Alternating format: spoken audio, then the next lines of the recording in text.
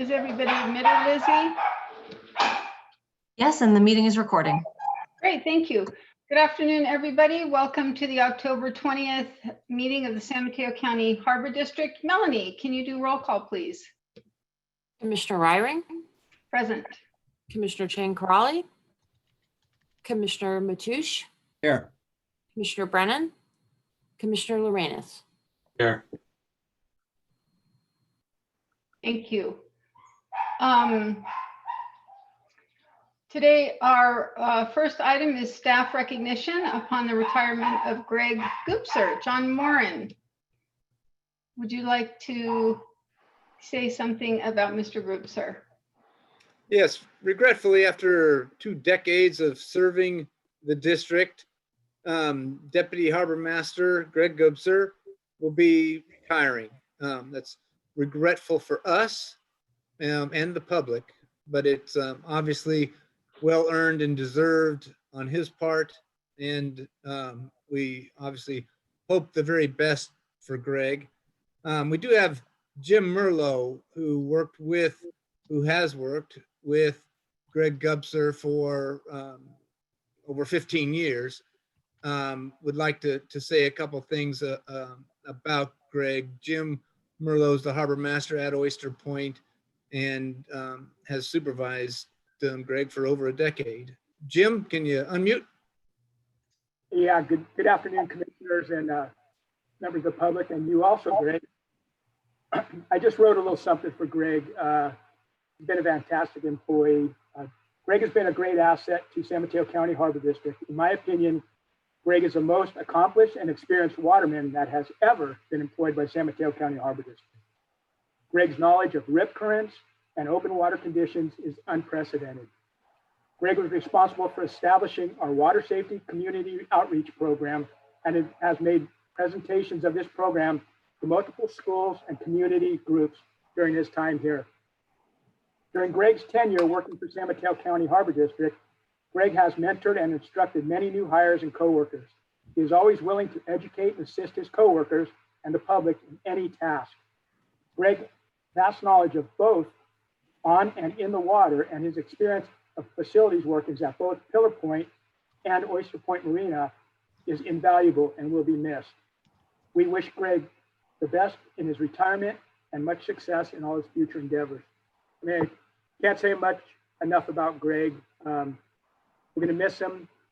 When you work closely with someone for as long as I have with Greg, you learn a lot about him, and just the integrity and the type of man he is something to be respected, and I consider him a friend. So thank you very much, Greg, and good luck.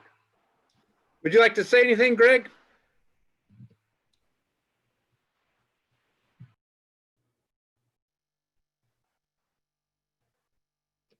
Lizzie, can we make sure Greg's unmuted? Yeah, I've sent him the request to unmute. Okay. Greg, did you get the request? Can you say something?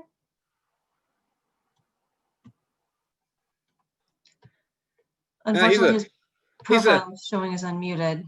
Okay, he's a shy and not one that boasts for himself. So we sure appreciate everything you've done, Greg, and we understand if maybe you're not that interested in saying anything or having technical difficulties. But thank you again, Greg, on behalf of all the district. Oh, there he is. Okay. Yeah, Greg, we still can't hear you. So Greg, it looks like your microphone is probably off on whatever device you're using, but we can see you. All right. He gave the thumbs up.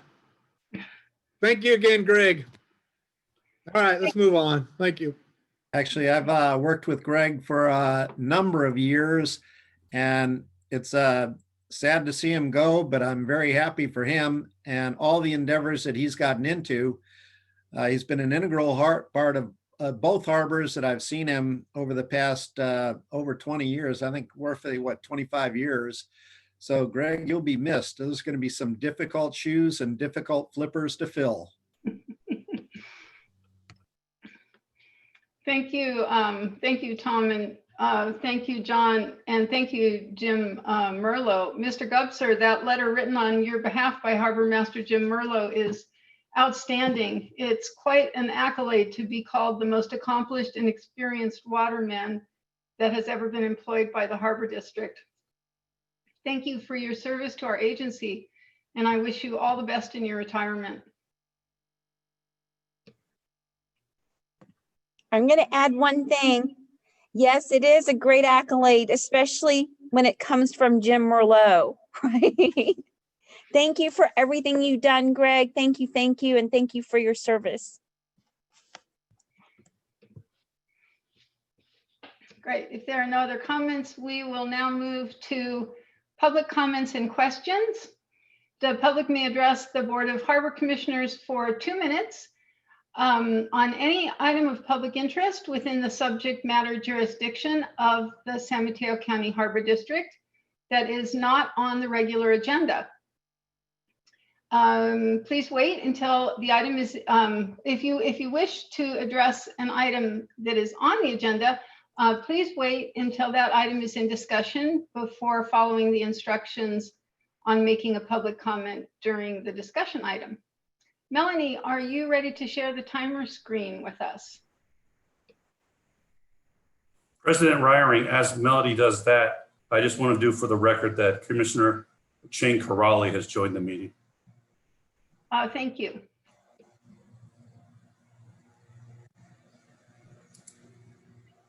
Can you see the timer? I do see the timer. Okay, So it looks like we're ready, and I see one member of the public with their hand raised. Mr. John Ullum. Thank you, President Raring, for allowing me this opportunity to speak.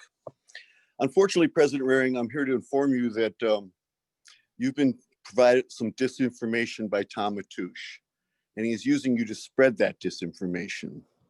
You're claiming that Mr. Matoush is an ethical hunter, and that it is a lie on the part of people to say that he does not shoot elephants, and you claim that he is not a trophy hunter. Well, I assure you that Tom is a proud killer of an elephant and is in fact a Big 5 game and a Big 7 dangerous 7 trophy hunter. He really enjoys killing animals. Let me tell you some words, Tom's own words, about what he considers ethical hunting. While looking through the trees, Matt said, "That's your elephant, but bad news, it only has 1 tusk." Tom said, "We only got 28 days left, or a few days left on this 28 done, so I got to shoot that elephant." First, Tom shot the elephant in one shoulder. Then Matt shot it in the other shoulder. And then Tom, he was very brave because everybody else ran.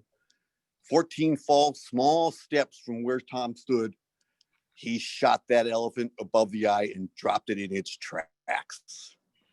That's Tom Matoush. Another animal that Tom enjoyed killing was a water buffalo. And this is kind of a sad story because Tom got in a hurry and took a sloppy shot. And that poor buffalo had to run 2 miles while it was shedding bone and blood until Tom finally caught up with it. Now, can you imagine the terror, the pain that that animal suffered so that Tom could have fun with it? And here's how Tom describes it. "We were finding a good blood trail with bits of bone occasionally.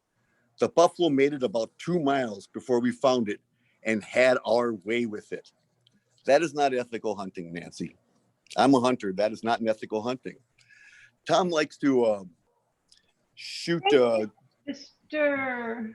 Ullum, your time is up. I don't see any other members of the public with their hand raised.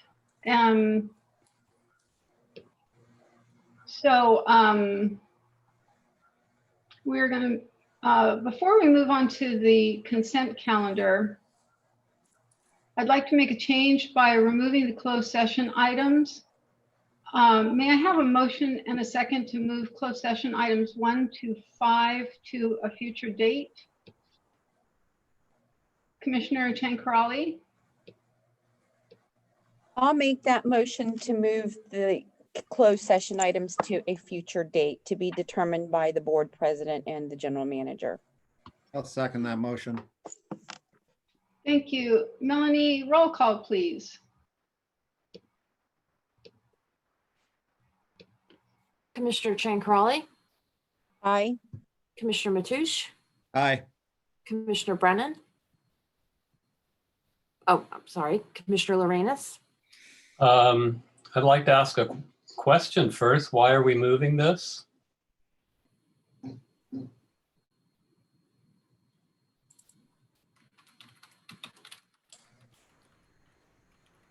No answer. Can you hear me?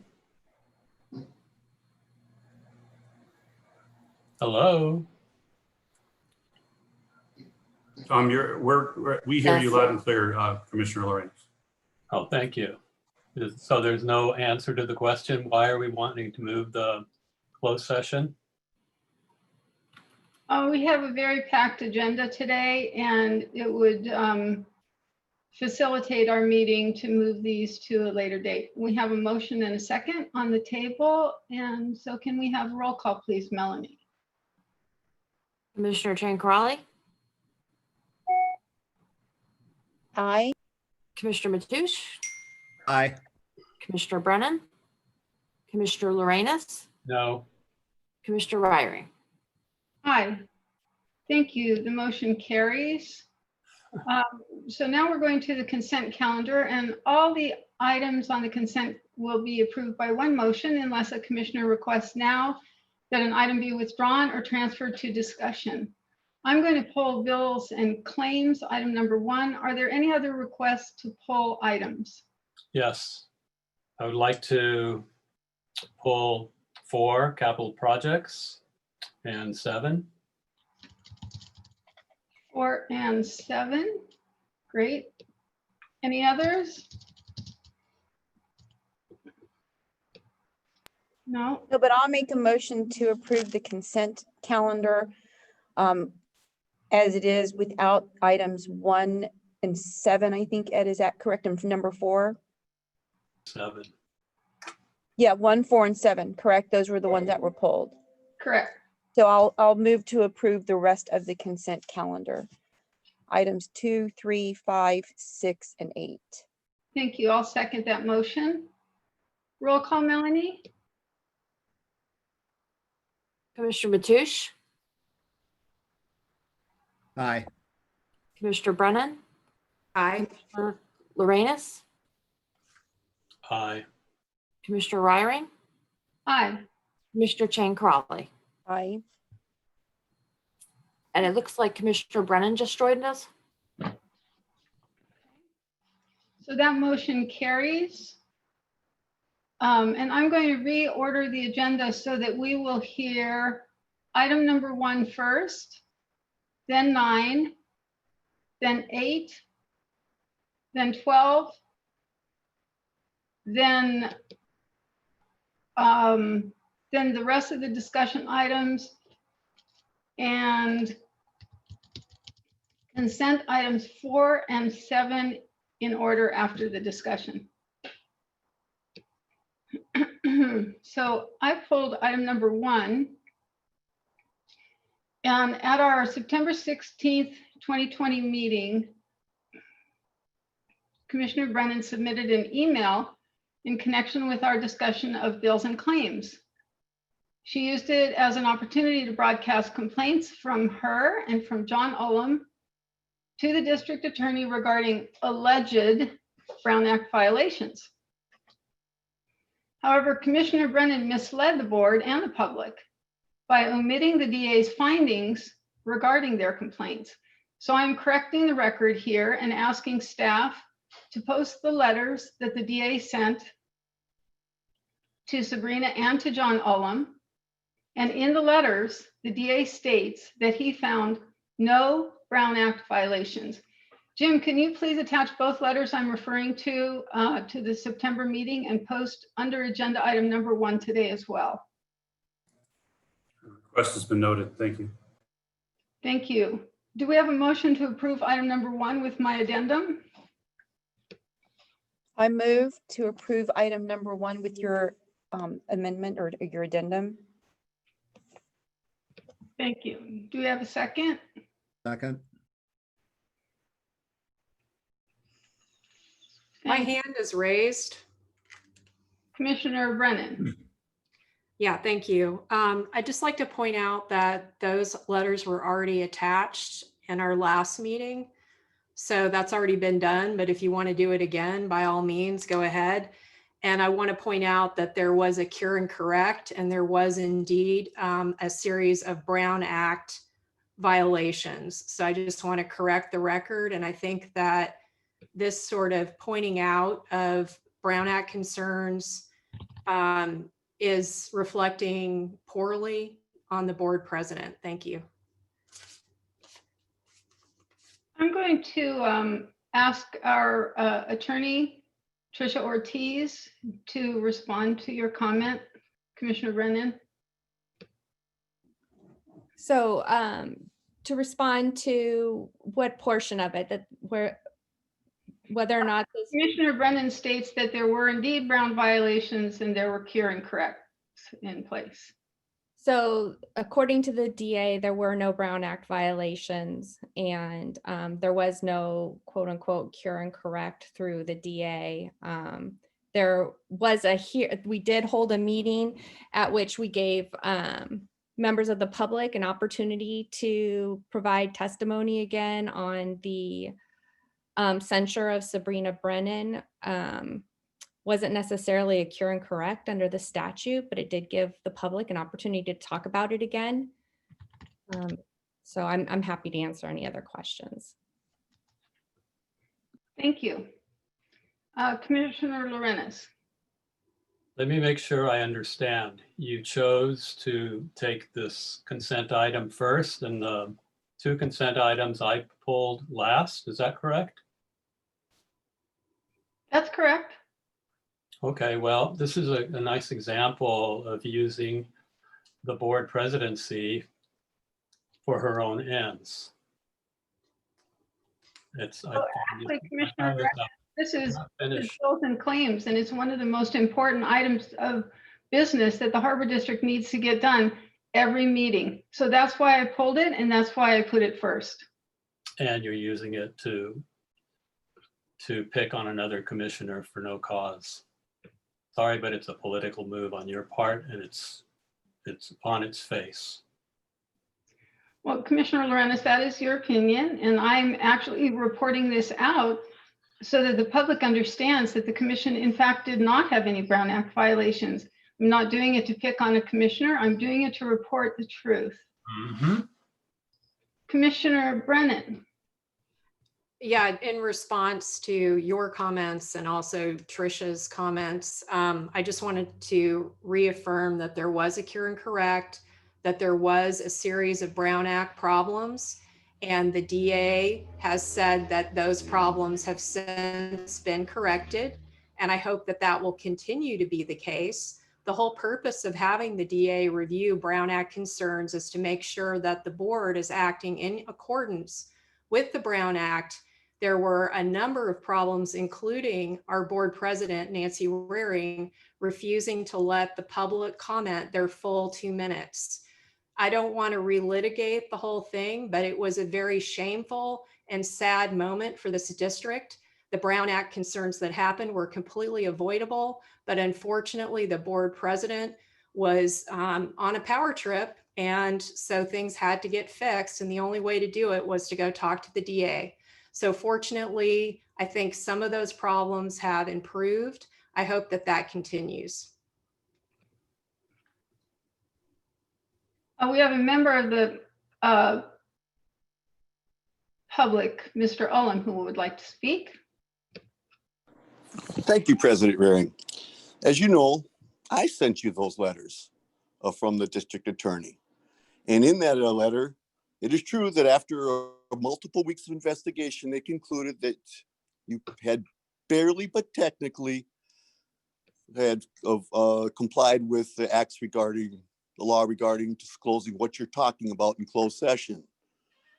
I note that you had to spend a lot of attorney time to make that happen. And I suspect you'll never release the cost of doing that. Ms. Raring, you were the one who cut me off in the middle of a talk when I was just trying to describe some of the accomplishments that Sabrina Brennan had occurred over her career at the Harbor District. You chose to have a staff member cut me off.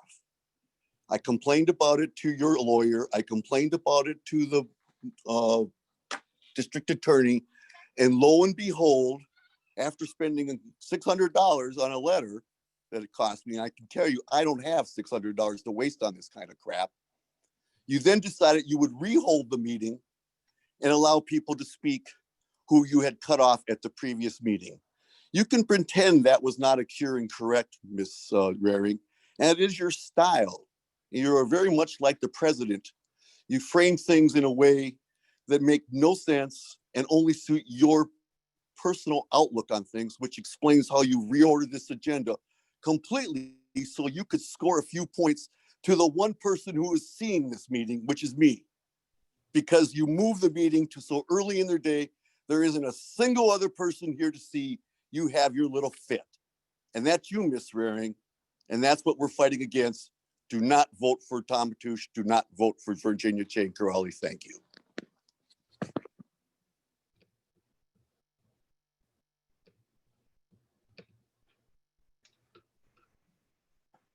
Commissioner Chang Corrali.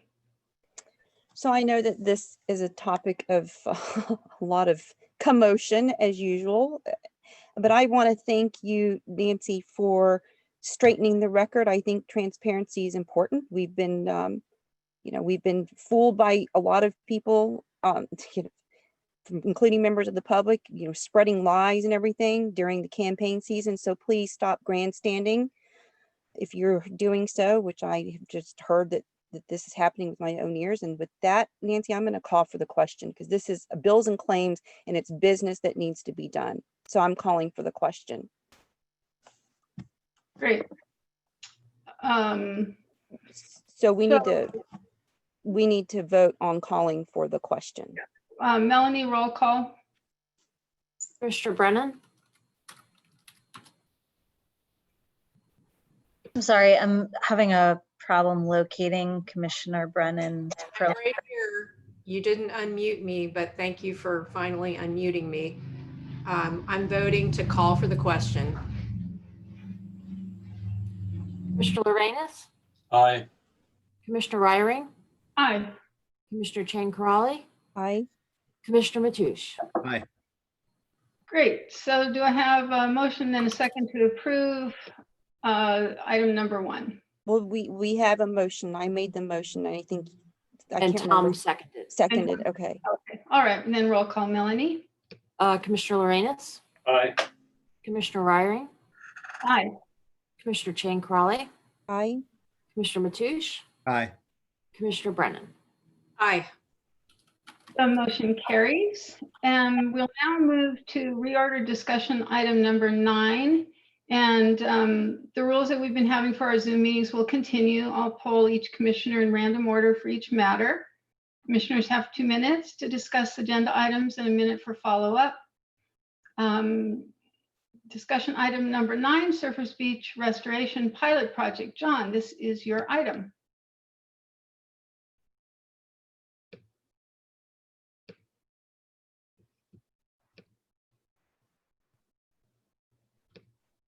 Good afternoon, Commissioners. This is a motion to approve an increase in capital expenditure appropriations of $137,900 to cover anticipated additional engineering and planning costs for the Surfers Beach Restoration Pilot Project and required eelgrass mitigation efforts at Pillar Point Harbor. The Surfers Beach Restoration Pilot Project has been underway for over 5 years. The goal is to remove sediment, which is built up inside the Pillar Point Harbor outer breakwater, and move it to Surfers Beach for beneficial reuse. In addition to addressing coastal erosion and public access issues at Surfers Beach, this project would also address the impacts to vessel navigation and anchoring associated with the shoaling that has occurred inside the harbor since the outer breakwater was constructed. Consultant Brad Damitz, who's been leading the project, is with us today to provide a brief project update presentation and explain the need for additional soft cost monies. Can we unmute Brad? And allow him to Unmuted. share his, There we allow him go. to share his screen as well. Okay. Good evening. Can everybody see me? Hi, Brad. Hi, everyone. Good evening, or good afternoon, commissioners. Not used to the adjustment yet. So as John mentioned, my presentation today, and by the way, let me share my screen first. Sorry. Okay.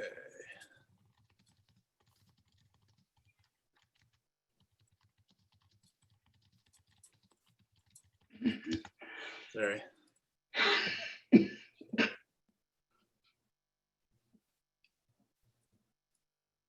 Okay, thank you. And my presentation today is focused on the eelgrass mitigation portion of the Surfers Beach project, which I will explain. I've given some brief updates over the times, but I'll get into a little bit more detail today. And I won't be talking much at all about the Surfers Beach pilot project itself and the history leading up to that.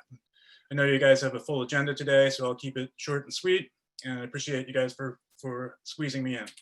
So real quickly, here's an image. You can see Pillar Point Harbor over here, Surfers Beach over here on the right. The issue we're talking about and the purpose for the project is to take some of the sediment that has shoaled up inside of the east basin of Pillar Point Harbor and then place it over on Surfers Beach, about 75,000 cubic yards, put it in an overbuilt berm and create new beach habitat on Surfers Beach, where that sand would have been in the first place had the East Breakwater not been there. So,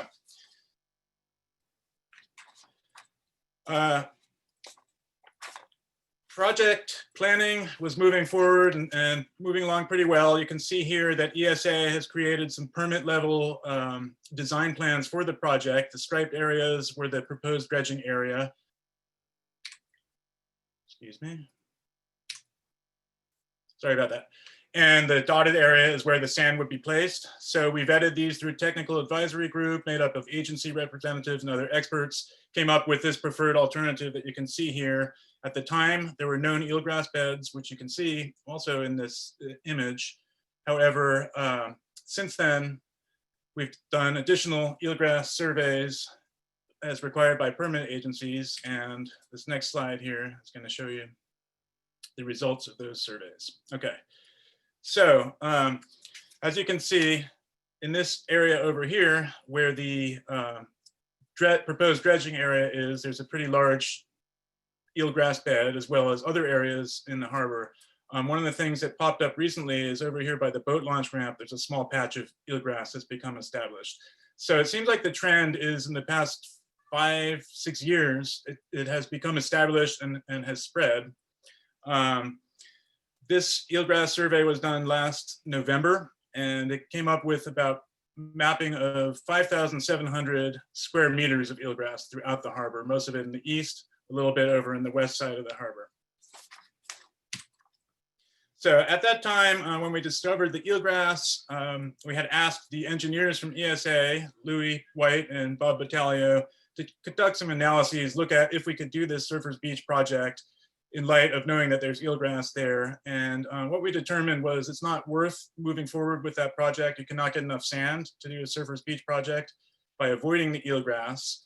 And that means that we would have to do the required mitigation. But on top of just not being able to do the pilot project, any other dredging in this East Basin, including the boat launch ramp, is going to become increasingly hard unless we do this eelgrass mitigation project. So at that point, we decided to move forward with eelgrass mitigation plan.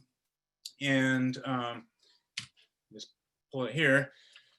This plan, there's a link in the staff report to this mitigation and management plan. And it was prepared by Marine Taxonomic Services as a subcontract under my contract.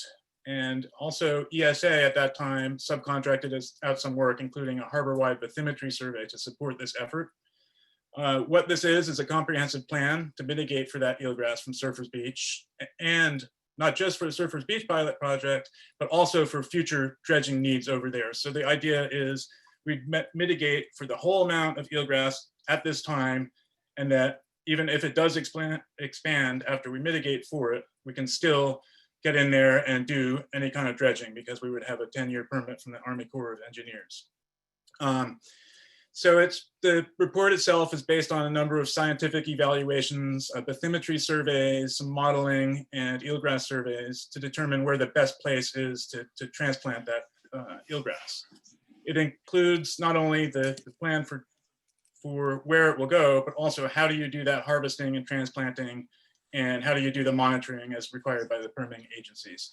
So I'll show you an image in the next slide, but the conceptual design right now is to construct basically a large platform at -1 mean lower water depth, which was determined to be the best depth for the growth of eelgrass, and create that at the west breakwater where we don't have dredging needs, where we don't have a lot of human use, anchorage, that kind of thing. So the eelgrass that's within the proposed dredging footprint would be transplanted over to the West Basin on top of this platform after it has a chance to settle. And the remaining eelgrass that's still in the East Basin, even though the plan is to mitigate for that, we would leave that to remain in place as a what's called a reference site, so we can monitor. So if the new eelgrass beds don't take, but we also notice there's a trend that the other eelgrass is dying off in the East Harbor, we know that it's probably some other cause for that. And the other advantage of that is if the eelgrass that we transplant initially doesn't take, we would still have sort of a seed stock that we can transplant over for a second try. So the conceptual design and everything that's in this plan is just conceptual, and it requires additional engineering plans, so actual construction plans of how that dredging and filling will be done. And that's one of the proposals here today from ESA to create these plans. So this image here will show you kind of the overall concept. This is the East Breakwater. It's a large area. The areas in blue would be cut or excavated and placed in the deeper areas in brown. But in addition to the cut from the site itself, we'd have to import approximately 7,000 cubic yards of sediment from somewhere else.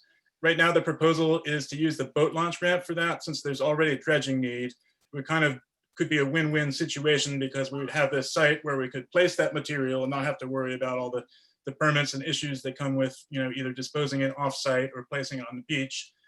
And in the future, we could expand that as necessary to create a larger area.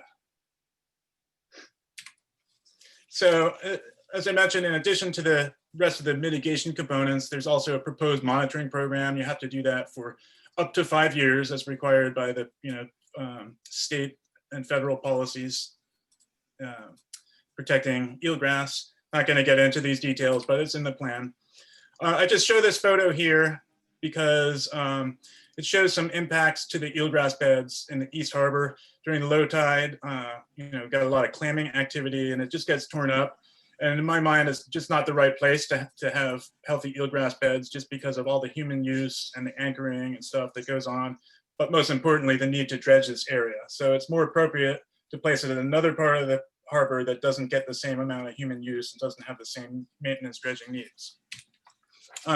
So, as far as hard costs for the project, Surfers Beach project itself, and under that umbrella, I consider the eelgrass mitigation part of that. So the project construction, the engineer's estimate that we had most recently is about 2.4 million to do that, to pump the sand over to the Surfers Beach and create that berm. And then physical and biological monitoring for several years after the project, as well as during the project.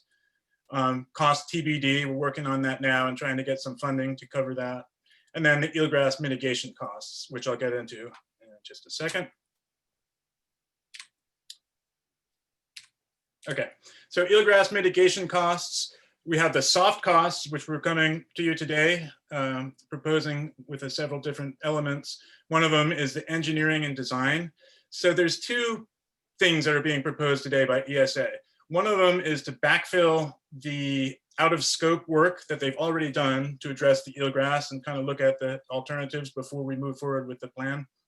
And then the second part is to actually do the engineering and design for the eelgrass project itself. So that's 93,000 to do the design plans and a lot of, some analysis of how to best construct this. The second part of this is $4,000. That's to Marine Taxonomic Services. It's a biological consulting group that did the plan. We need to keep them involved as the engineering plans are being developed. And then the third thing is most likely we're going to be required to do sediment sampling and analysis to support the permitting of this project. These are all not to exceed costs. Hard costs, construction. It's a big project, as you can see. There's going to be some costs associated with that. I don't know what that's going to be, but as part of the engineering proposal, they're going to come up with an engineer's estimate. I can tell you it'll likely be in the hundreds of thousands for that, just because of the amount of sand being moved. The transplanting of the eelgrass, we have a better idea of the cost there because there's a market rate of $8 per square meter. So we're talking about $200K for that. And then the monitoring for 5 years, about $40,000. And those are the hard costs for eelgrass mitigation. As far as overall project funding, just as far as updating you on that, we do have an $800,000 grant by Division of Boating and Waterways. And that is, we're requesting an extension on that, which I think we're going to be getting soon. And then in the district's budget as working capital, there's $1.2 million in the 5-year budget for construction, plus another $500,000 for eelgrass mitigation. We've got a bunch of other things in the hopper, hoping to hear back some good news on some other potential funding sources. So we've got some money for planning for Surfers Beach and a Prop 1 grant that we haven't heard back from that was applied for in July. So hopefully we hear back positive news on that soon. The second one, we submitted a letter of interest for $800,000 construction funding from Ocean Protection Council. That was August 28th. We've been invited back to do a full proposal. So I've got my fingers crossed on that one. Hopefully that comes through.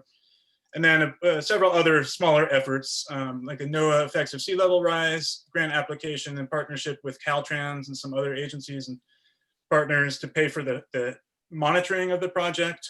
And then also continuing to seek financial contributions from Caltrans and others that would benefit from the project. And next steps. So, the planning work, we need to complete the CEQA process and the required studies and surveys for Surfers Beach, and a couple things for the eelgrass portion of that project as well. Prepare the final engineering plans, technical specs, and cost estimate for both projects, which this proposal here today would cover. Also, a little bit of sediment sampling and analysis, most of which has been done, but we need to do some for the eelgrass mitigation project, and then the permit applications. And at that point, we would come back to the board and request to put this project, the eelgrass project, out to bid. Then just prepare the bid documents and then, select the contractors and be able to construct that mitigation. The best time to do it is in the earlier part of the growing season. So the growing season in Northern California is, I think it's April 1st through October 31st. So if we can get it done late spring, early summer, it would be ideal to even do it in advance of Surfers Beach project. So that's kind of the nutshell overview of the eelgrass mitigation project and where we're at with Surfers Beach.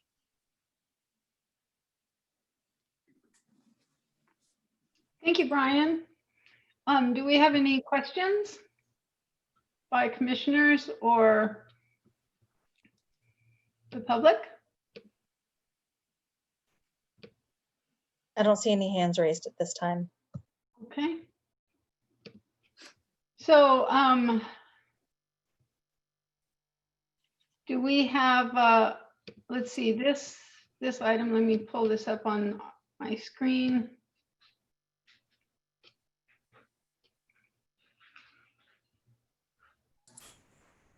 Commissioner Lorenz has raised his hands.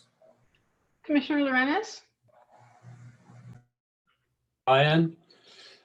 So Brian, you mentioned that if we go through this mitigation process, that it will give us a 10-year permit buffer for moving sand around.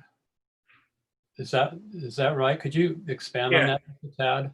Right. So as part of the Surfers Beach project, the permitting with the Army Corps. Instead of just doing an individual permit for the project itself, we're applying for what's called a regional general permit, which would cover all of the maintenance dredging in that part of the harbor, including boat launch ramp, Surfers Beach pilot project, and any other larger Surfers Beach project or maintenance dredging that needs to happen. That permit would be for 10 years, but the good thing about it is once you get that foothold, you can renew it. So it's almost like it's in perpetuity. Even if the eelgrass continues to grow, we've mitigated for the amount of eelgrass, that kind of snapshot in time when we did it. So to me, this is consistent with the concept of having a sediment management plan within the harbor. And yeah, maybe that's something our board could take up at a later date. Thank you. Great work, by the way. Thanks, Ed. Commissioner Brennan?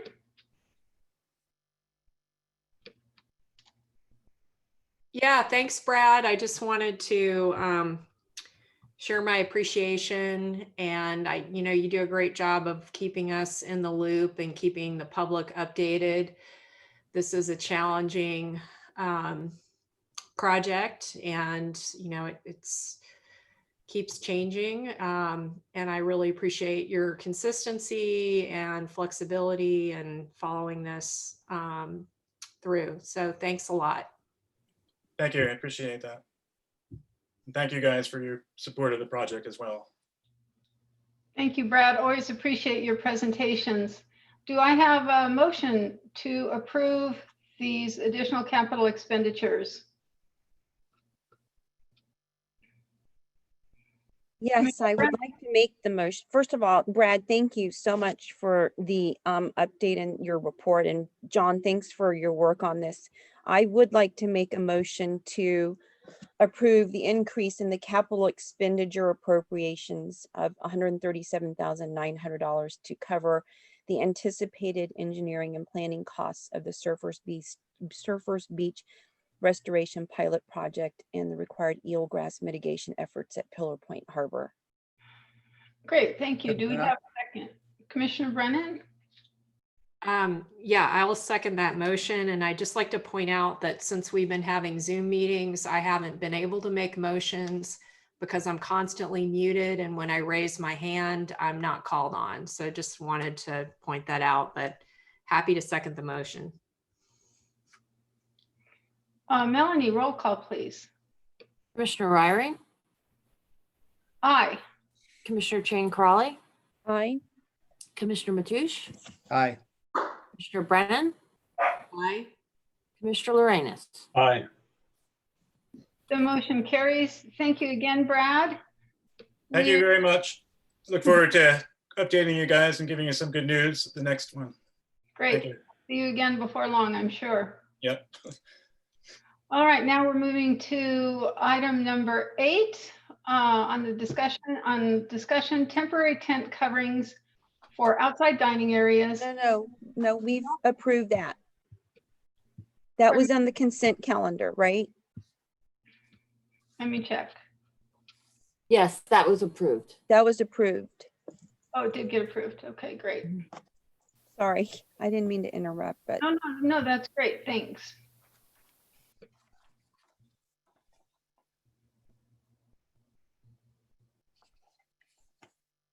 All right, item number 12. Under discussion, employee leave consideration due to COVID-19 pandemic. Approve revision to policy 6.5.11. Julie, this is your item. Good afternoon, Commissioners.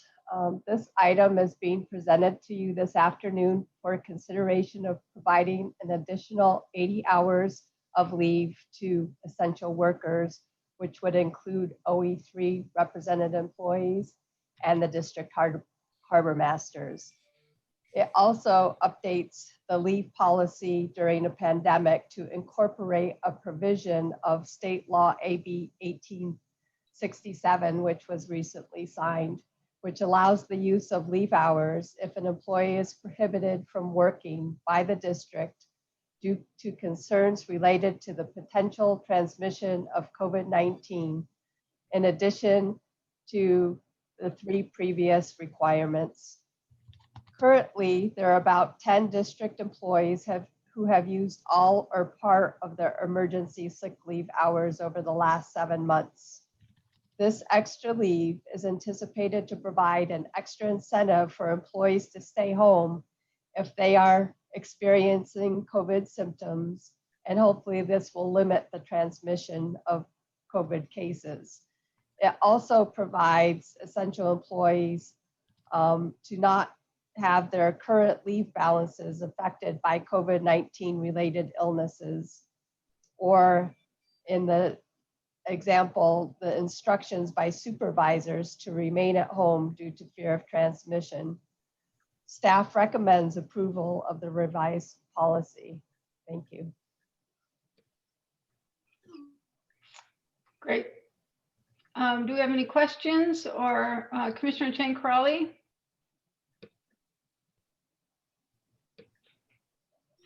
Thank you. To start the discussion, I'm happy to make the motion to approve the revision to 6.5.11, the leave policy during pandemic. And yeah, and to include the revision and to include up to 80 additional emergency paid sick leave hours for employees who are members of OE3 and harbor masters, and to incorporate the new eligibility provision for first responders as required by law. Great, thank you. And I think I heard Commissioner Matoush come in with a second. Oh, I didn't hear that, but. Commissioner Matoush, did you second? Yes, I did. Okay, great. If there are no questions, Melanie, roll call, please. Commissioner Chang Crawley, Aye. Commissioner Matoush, Aye. Commissioner Brennan, Aye. Commissioner Lorenz, Aye. Commissioner Ryring. Aye. The motion carries, and we'll move on to item number 10. This is a Finance Committee report from September 2020 regarding analysis of building or leasing, admin building, and a request for direction on funding options for the building. Mr. Pruitt, could you present this report, please?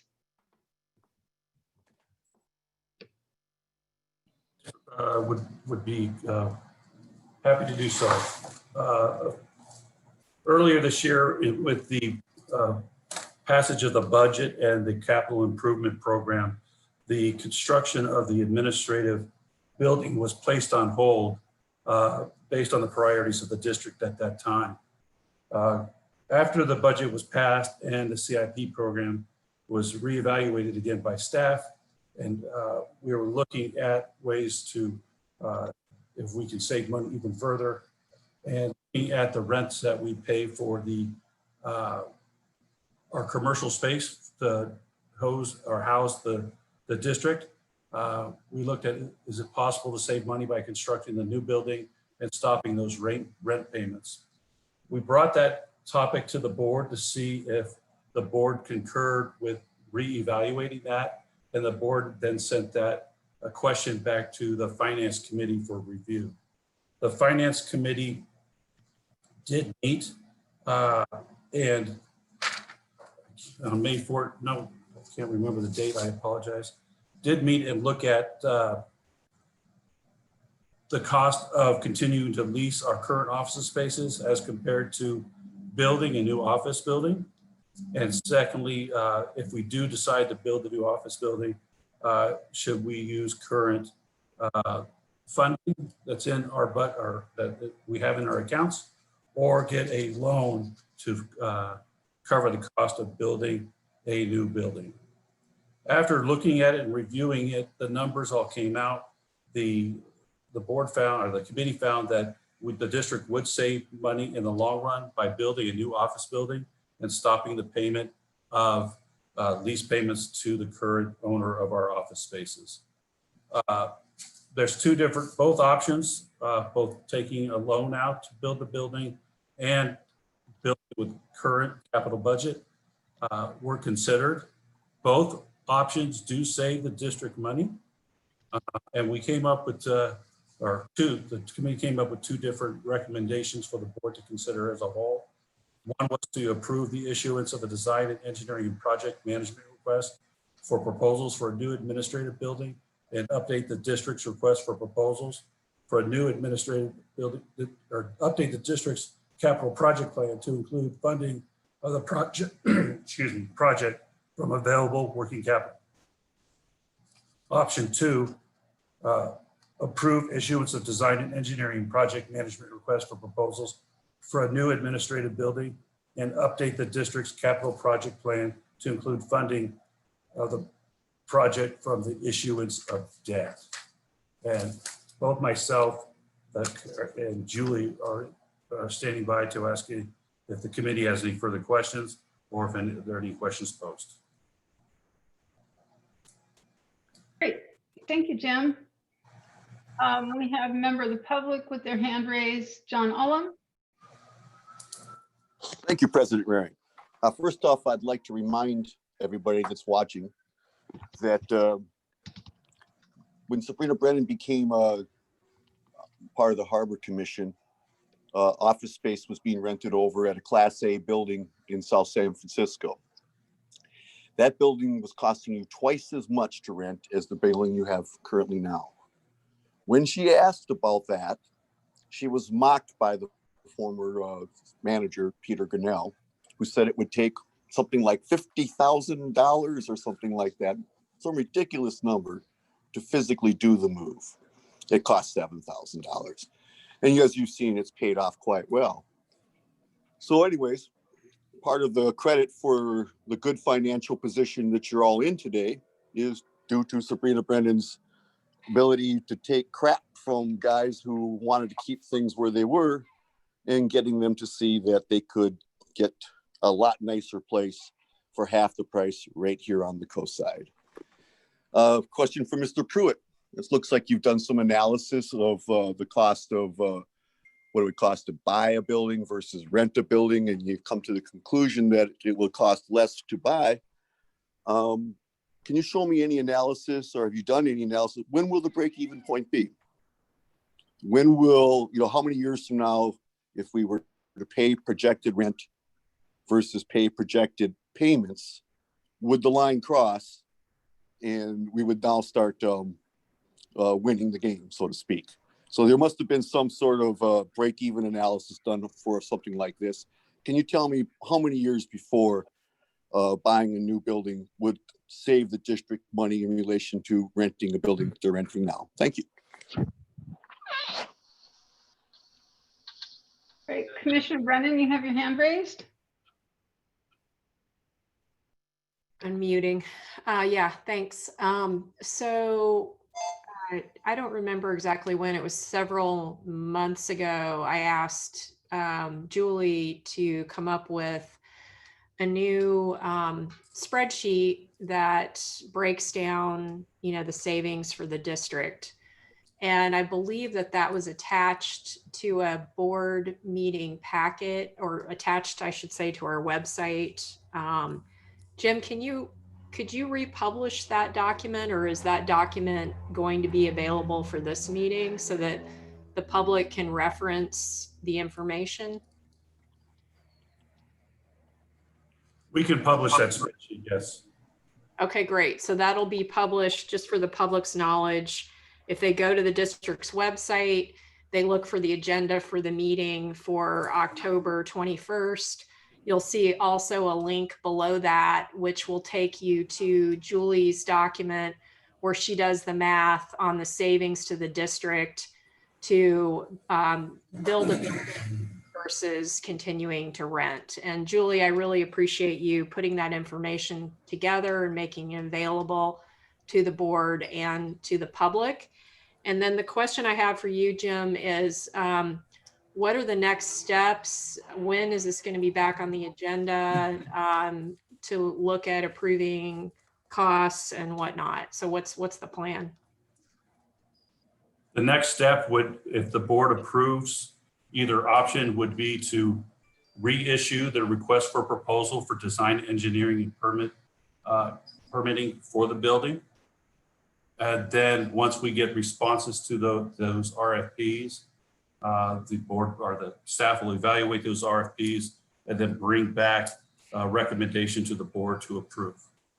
Can we, since we've already done this once before and some current board majority members put the whole thing on ice, can we revisit the proposals we already got? I don't even remember who responded, or like, can we reach back out to those companies to make sure they're aware that we're doing a new RFP process, or what's your plan to do outreach proposals?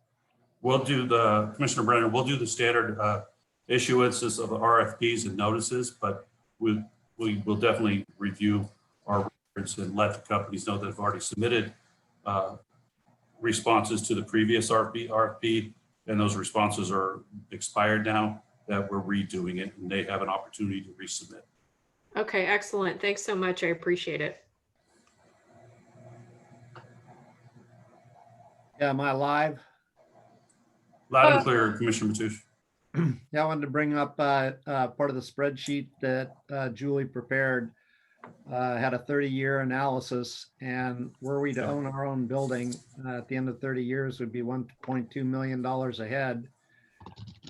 And at the end of 30 years, it's not just the cost savings. We'd be sitting on an asset that would probably be worth north of $4 million as opposed to just plain renting.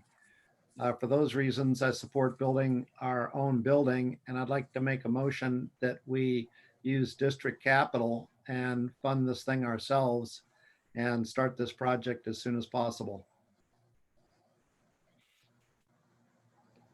Thank you. I'll second that. I'll second that motion. Okay.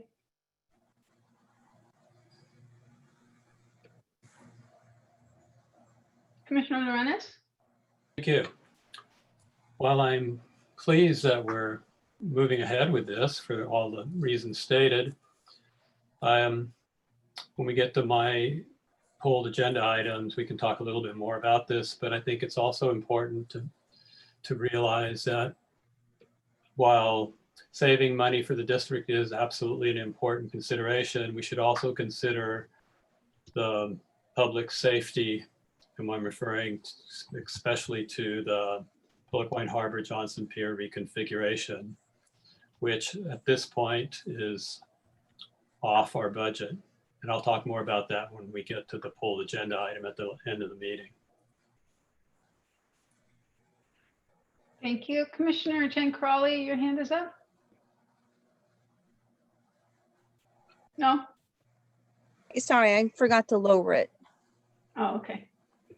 All right. I think we have a motion and a second on the table, so roll call. President Reiring, if I could, Yeah.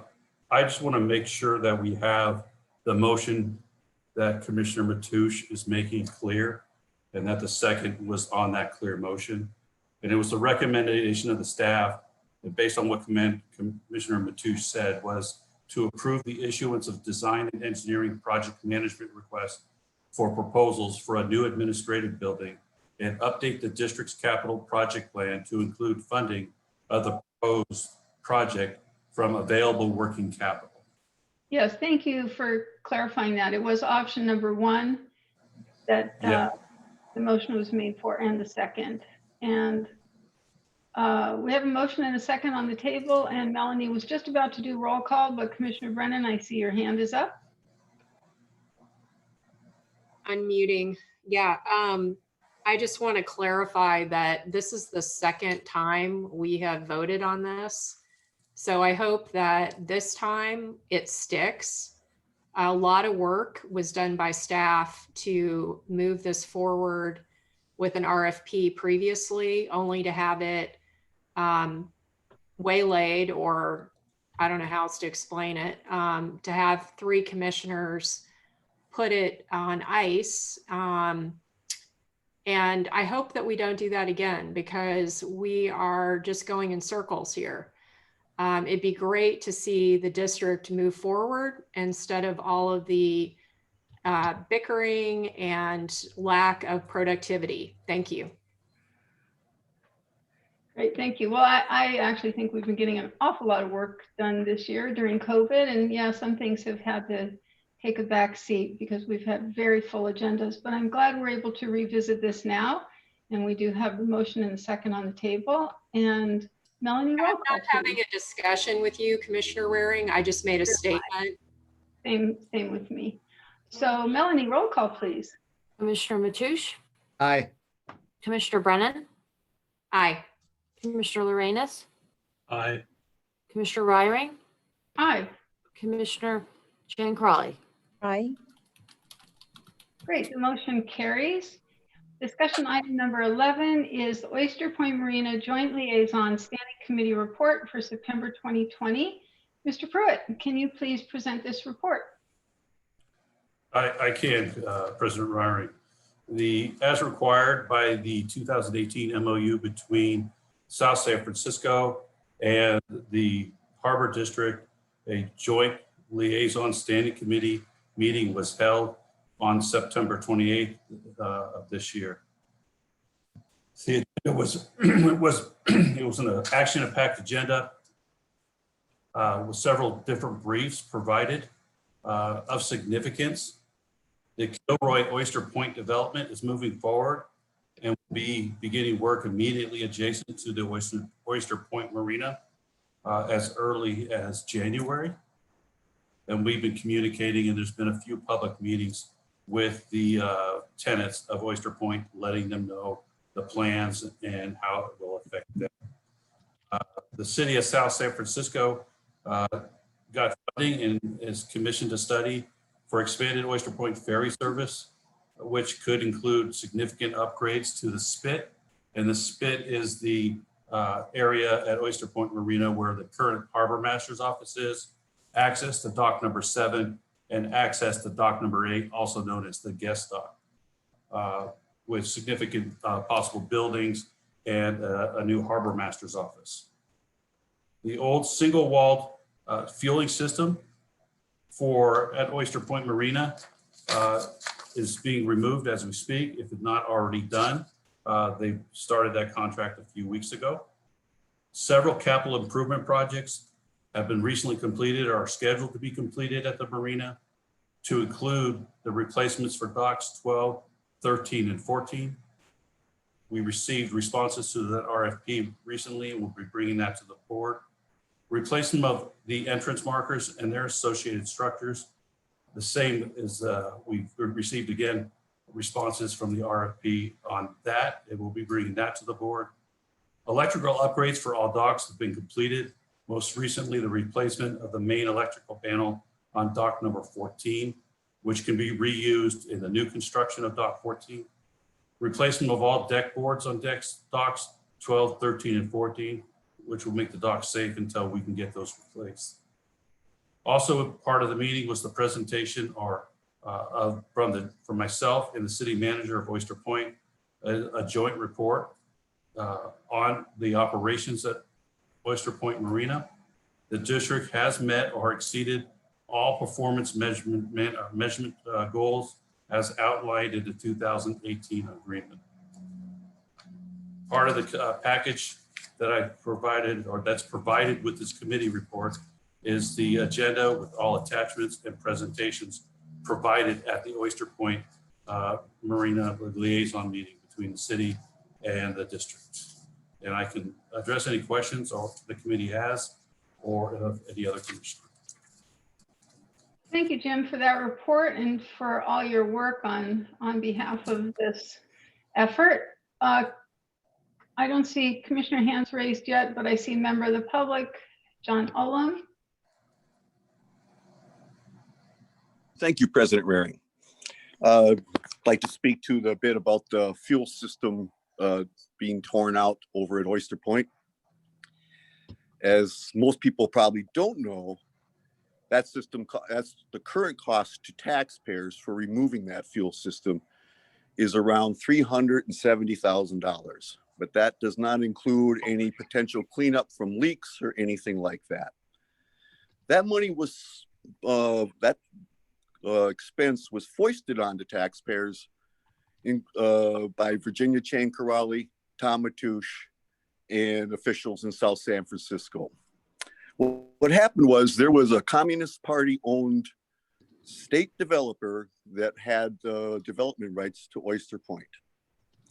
And the docks were their responsibility. The fuel system was their I should say the fuel system, the fuel dock and everything like that was their responsibility. And your former manager found out and discovered that that company had not been honoring its obligations. So he threatened to actually make it impossible for them to lease out any of their units or transfer the development rights unless they met those obligations. Tom Matoush and Virginia Chain Corrali on August 2nd, 2017, at a liaison committee meeting, voted to help South San Francisco foist those expenses onto taxpayers of San Mateo County and of South San Francisco. I don't know why they did this. I don't know why they treated taxpayers that way and why they decided that they preferred to subsidize the development and the sweetheart deal that this development company had so that they could then sell that package to another development company, Kilroy, which now has it. So taxpayers of South San Francisco and taxpayers of San Mateo County were basically screwed by Tom Matoush and Virginia Chain Corrali.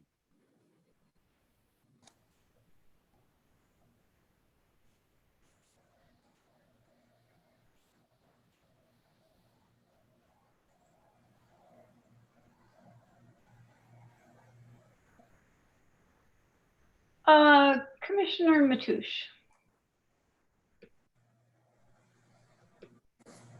I see your hand up. So basically, Mr. Ullum is spinning a tale. He's very good at that. But the city is removing the fuel system at their cost. The district is not paying anything for its removal. There was an agreement drawn up between the South San Francisco and the Harbor District and Oyster Point Marina by Hanson and Bridget. And the details of that are spelled out very precisely. John, I'd appreciate it if you could stick to fact.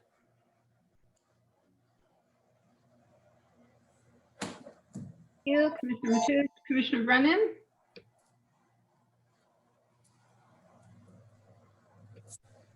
Thanks for unmuting me. Just to follow up on what Commissioner Matoush just said, and then I'll get to my comment.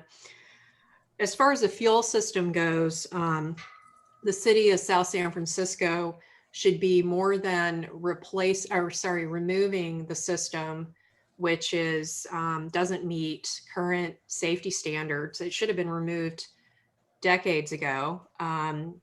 It's great that they're finally coming up with the funds to remove this leaky system. But in addition to that, they should be replacing the system because it's their responsibility to make sure that boat owners at Oyster Point have access to fuel. So it's not enough to just remove the system. South City also needs to replace the system. And that's not something that the taxpayers of San Mateo County should be burdened with. This is a system that specifically benefits people that are using Oyster Point Marina. And I'd like to remind everyone that that is a city-owned marina. Thank you. The second thing is, I wanted to make sure that the public and the full board has an opportunity to experience the presentations that the committee experienced during your daytime meeting. Sadly, we're still going to be having, or I shouldn't say still, we're going to continue to have daytime meetings for our regular board meetings now. So it's not really helping with the transparency problem. But I do think that at a regular board meeting, it would be appropriate to get a presentation similar to the one that was held at the Oyster Point Liaison Committee meeting. Specifically, the public ought to have a chance to ask questions. Things were discussed about changes to the Bay Trail, which affects public access to the Bay. There was no discussion about improving launch opportunities for human-powered vessels. Very few questions were asked at all during the presentations by the people present at the committee meeting. The public was denied an opportunity to learn about the project and to ask questions about the project. And it's a big project, and it's an exciting project. So I think that it's important that this get on our next agenda. That's a suggestion. Thank you. Commissioner Lorenz. Excuse me. I would just like to highlight one of the points Commissioner Brennan made. At this meeting, it was clear that there was very little public serving facilities coming from all the development at Oyster Point Marina. In fact, one member of the public, I think there may have been 2 or 3 total members of the public at this daytime meeting, pointed out that, and actually asked the question. So these amendments to the Bay Trail and to the buildings that are there, will the public be able to access them? And the answer to that question was probably not. The Bay Trail, yes, but not all the other amenities that were being discussed. They also showed a aerial photograph of the development, and it was super clear from that photograph that the vast majority of the improvements are going to be for the private development and not for the public. And so it would be very useful for our constituencies to see this and ask questions. Go ahead. Great. I would just like to say that the relationship between South San Francisco and the Harbor District is one of teamwork. And we will be working as a team. We will continue to work as a team to involve the public and to find solutions and to find additional funding sources when necessary. Commissioner Brennan.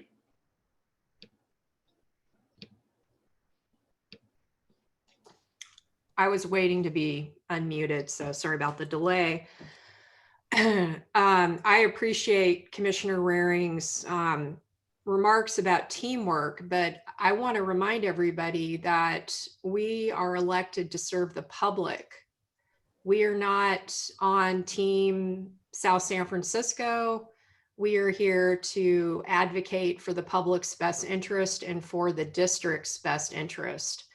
And while, of course, we want to work collaboratively and productively with other agencies, we need to make sure that we ourselves and also the public have a very clear understanding about projects that impact the people who use our facilities.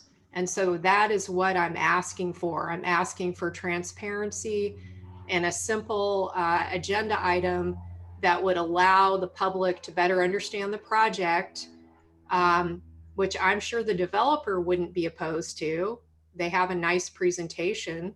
So why not share it with the public and allow the public to ask questions, and also allow the full board to ask questions so that we all get a clearer picture of what the project's going to be like. It's pretty simple. Thanks.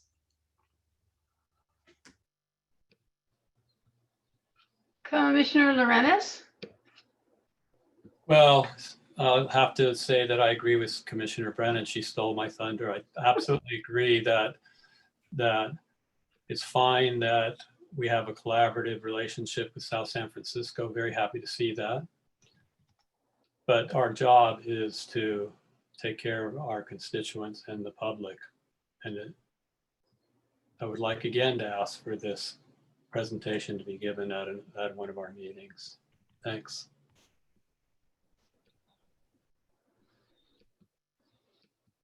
So it looks like this committee report was just background and discussion. So We will now move on to hold consent items. If I'm doing this, if I'm out of order here, please somebody let me know. But capital update, monthly capital projects update from Mr. John Moran.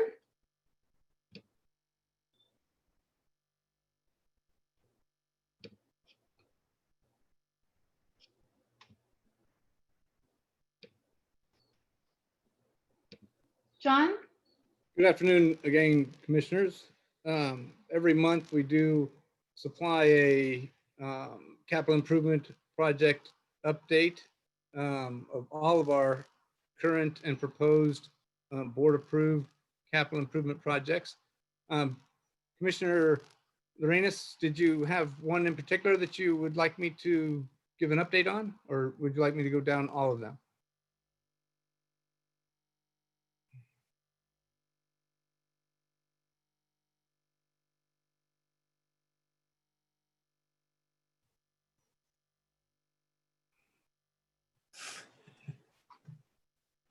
Am I unmuted yet? Loud and clear, Commissioner Lorenz. Great. Thank you. Thank you for asking, John. Yeah, I wasn't expecting for you to run through the entire list. There were just a few things that I felt were important to point out and not actually have on the consent. First of all, I'd like to just say that the two items that I'm going to talk about really should not have been put on the consent agenda. Our work's not completed just because we provide information online and have it accessible through a maze of clicks to get to it, if the public even knows that it's there. We're also here to inform and discuss the topics and help the public understand their value in a greater context, and that's what I'd like to do for these projects. So John, the first one is related to the Johnson Pier renovation. Hang on, let me find my notes on this.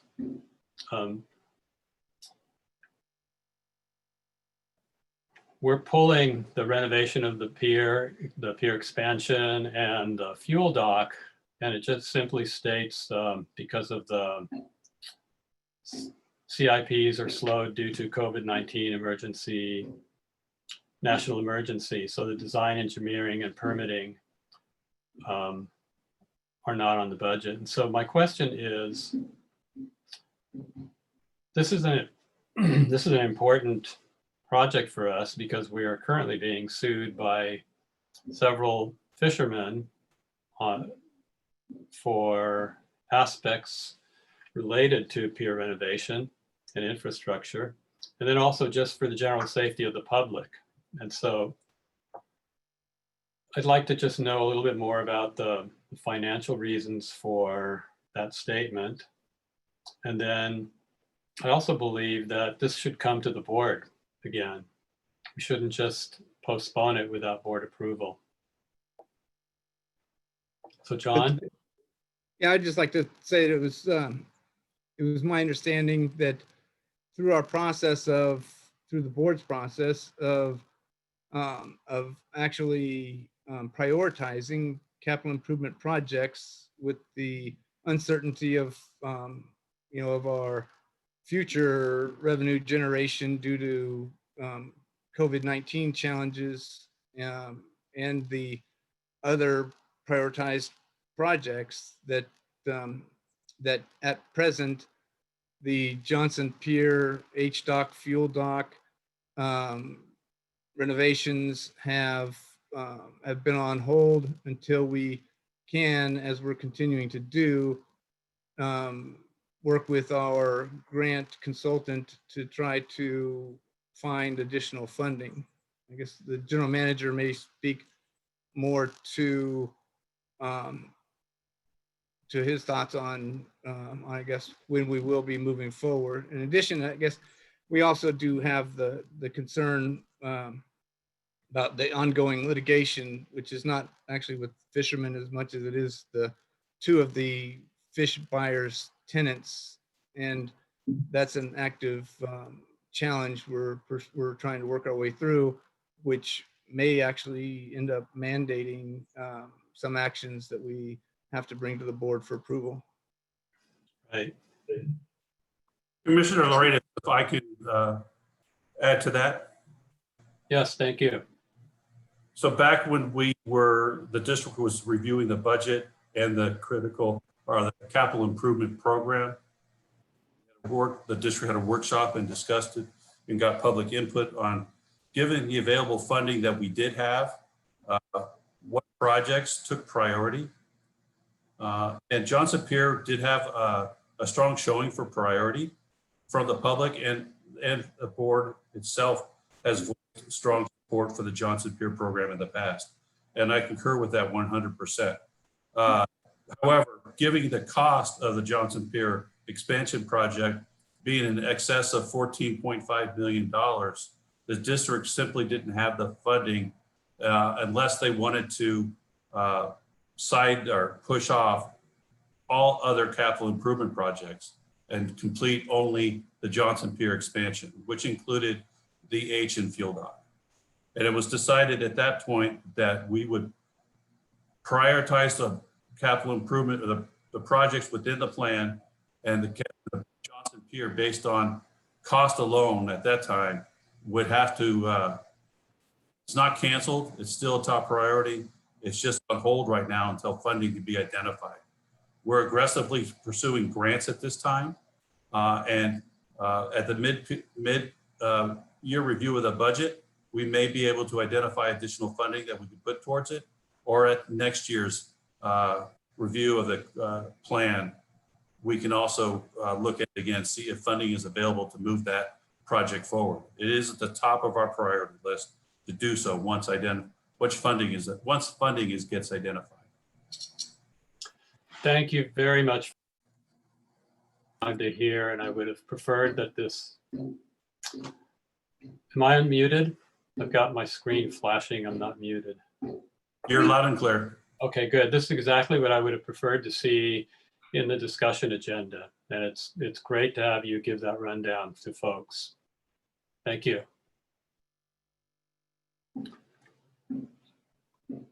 I see a hand raised. Commissioner Brennan, unmute yourself.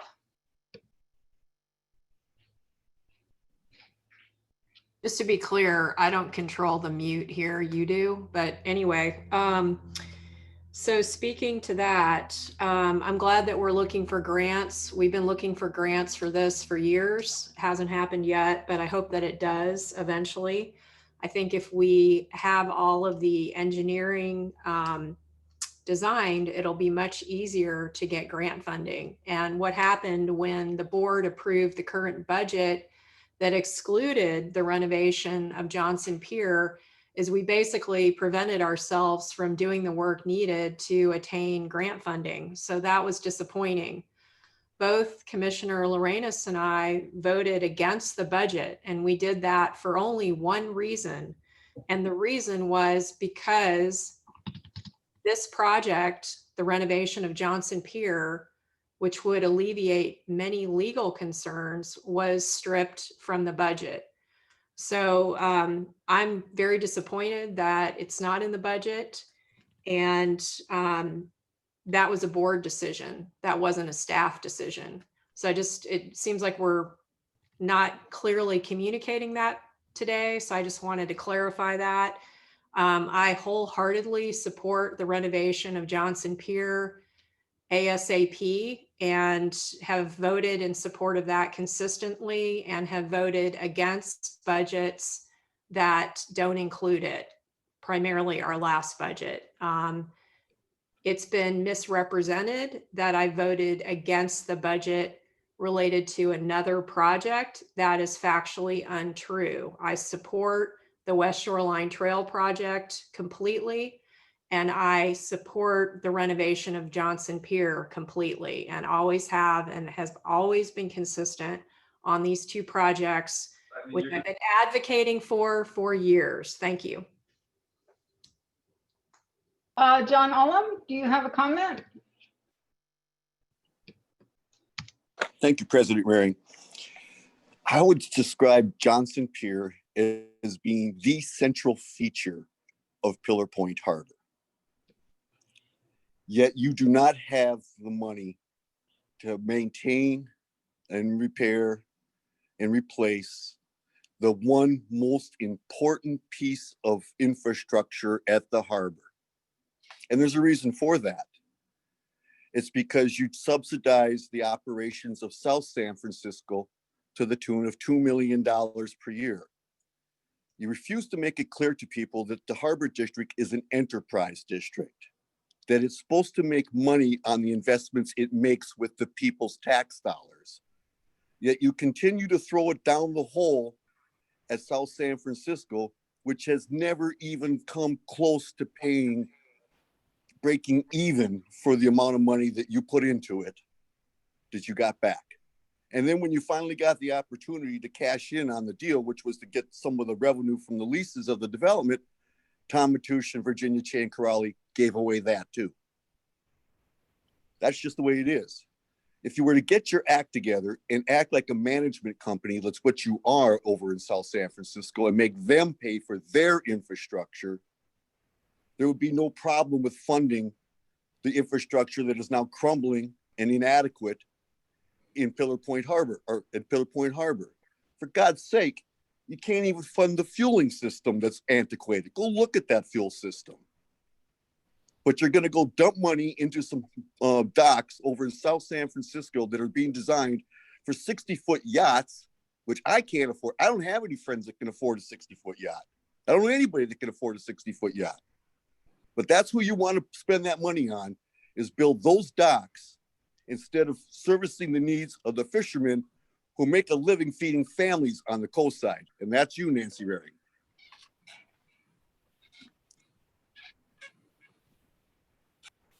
Oh, my goodness. Thank you for that opinion. Commissioner Mateusz.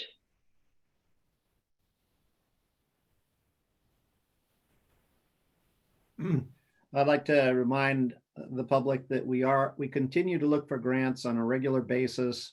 We've applied for grants in the past to rebuild the entire Johnson Pier complex. We've gone to extreme ends for a number of years, and we continue to look at those things.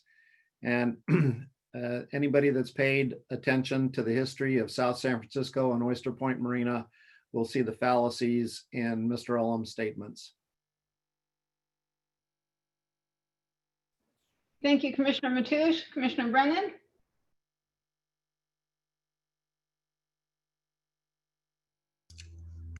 Just got unmuted.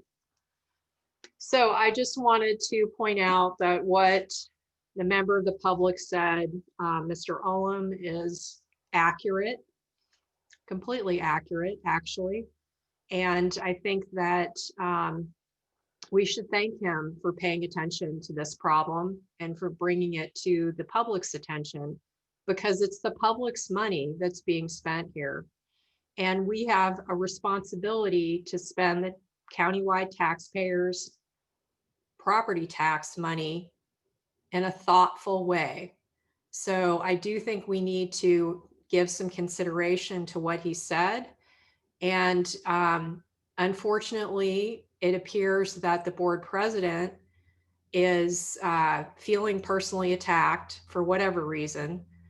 The response to public comment is not to be a smartass. So please don't treat the public with disrespect. We have some grandstanding going on here today. I think we're finished with this agenda item, and we'll move on to the next consent calendar item that was pulled by Commissioner Lorenz. This is receive the California Regional Water Quality Control Board, San Francisco Bay Region 2 notice of filing, notice of opportunity for public comment, and notice of public hearing with attachments on amendment to the Water Quality Control Plan, San Francisco Bay Basin, and draft substitute environmental document to establish a bacteria, TMD, and implementation plan for Pillar Point Harbor, Venice Beach, and update bacteria objectives for protecting water contact recreation in the basin. Mr. Pruitt, this is your agenda item. President Reiring, Commissioner Lorenas pulled this so first, so if possible, I'd like to hear his comments first, and then I can proceed if that's okay.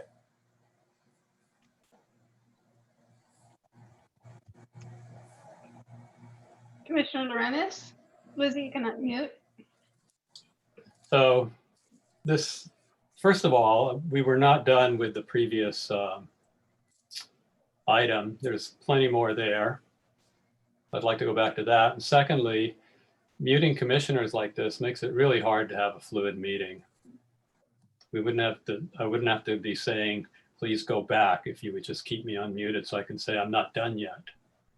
I realize that that's not an easy thing for you to do, relinquish control, but please consider it. So can we go back to the item 4, please? You want to make a comment?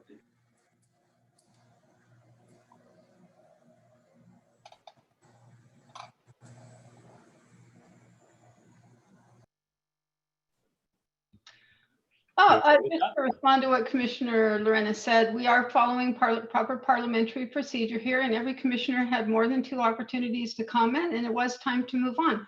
Would you like to move on to this agenda item since you pulled it? Let me repeat myself because maybe I just wasn't clear. I pulled a consent agenda item 4. Now, I would like to go through agenda item 4. We covered only a portion of it. Did you misunderstand me?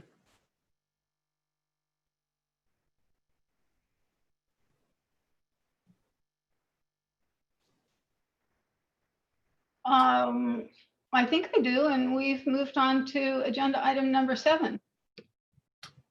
So I'd just like to be clear, not just for myself, but for the public that's paying attention. So what you're saying is that when I pull an item such as the report by John Moran, I'm only allowed 2 minutes to discuss all of the items. Is that what you're saying? We're not keeping strict time on the commissioners. We are kind of going round robin. I'm calling on any commissioner that raises their hand, and they're being allowed ample opportunity to speak and to ask questions. Well, I beg to differ. Because you say it so does not make it so. You've allowed me to discuss only one item. There are more items on the report that I'd like to discuss, and that's my prerogative. It's not yours. Mr. Lorenz, I moved on because I didn't see your hand raised and I thought you were finished. If I was mistaken, please do go ahead and ask additional questions about item number 4. Well, I appreciate it. Thank you. We were just having a little bit of a misunderstanding. Okay. So the next, excuse me, the next item I wanted to discuss is the West Trail project. Excuse me. John has done a very nice job of laying out the timing, the kind of the history of it, and then highlighting the most important aspect at the very end, which is permitting is near completion and 95% plans are complete. And I have one question first, and that is, if possible, John, could you give an idea of when construction will start on this, just ballpark? Yes, Commissioner Lorenas. The board approved after the project update on November 20th that we move forward with putting out the invitation for bid once all of the plans were complete and the permitting was such that the project construction could occur. An invitation, after the invitation for bid proposal winner was approved by the board, that we could issue a notice to proceed. So at present, we're just waiting on the final project permitting to get to a point where, in fact, we can put the project to bid. And after we do put the project to bid, month and a half after that, basic or roughly, we would be able to select the winning proposer and bring it back to the board for approval at the next regularly scheduled meeting. And shortly thereafter, we would be able to issue and mobilization could begin.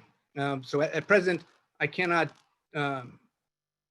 define any better. We are regretfully waiting on our permitting to get to a point to where it's realistic that we can put the project to bid. All of the permitting agencies like us have been slowed to some degree due to the COVID-19 challenges. But I would anticipate within the next few months, the permitting getting to a point where we're confident that we can put the invitation for bid out to the public for bid. Very good, understood. Thank you, John. I appreciate it.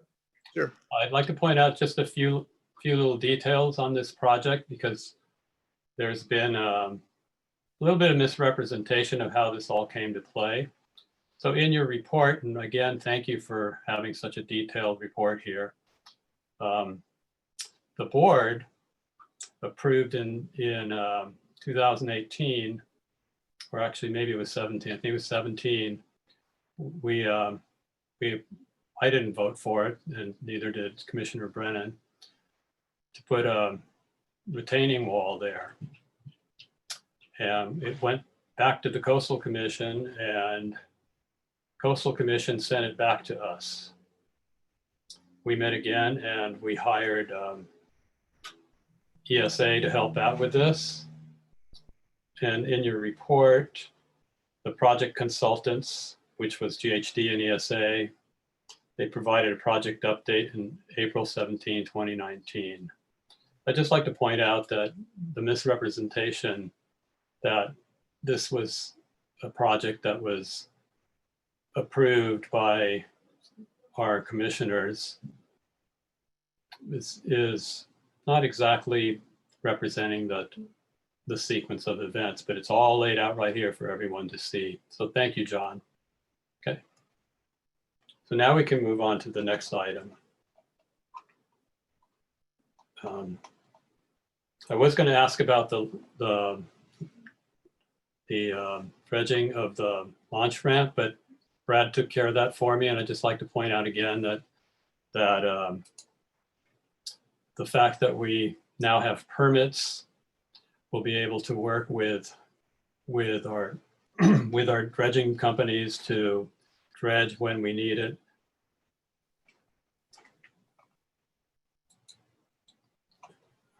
One more question for you is hang on a second, I need to find my way through this. Yes, the Regional Water Quality Control Board. So the reason I pull this is because this report by the Regional Water Quality Control Board is very important for us, but it's also important for the public. It lays out their review of what's happening in our watershed. Now, as all of you know, anyone who's been paying attention to the Harbor District knows that the Harbor District waters at Pillar Point have been on say, Heal the Bay's beach bummer list for years. Surfriders Lab has been testing the water for 20 years, and we've found almost exclusively that pollution in our harbor goes up and down, and it's consistent. So the reason it's important for the public to know that this report was published by the Regional Water Quality Control Board is that they're offering the public and us an opportunity to weigh in on their interpretations of the results that they have and also on what needs to be done. So to the public, I say, go to the consent agenda in our regular meeting and find the Regional Water Quality Control Board. You'll have to do some clicking, have a look at it, and there's a date there that will give you an opportunity to weigh in. The closing for written comments is 5 p.m. December 1.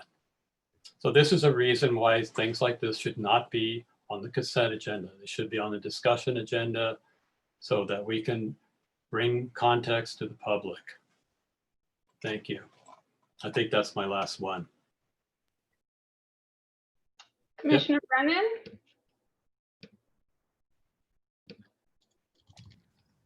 Yes. Can you hear me? Okay. So I want to thank Commissioner Lorenas for pulling this item and highlighting some of these important projects and studies that are going on. I want to follow up on the Water Board's report. I would really like to have a meeting, a public meeting where we are able to go over the findings in that report and give feedback. I would have hoped that that would have been on this agenda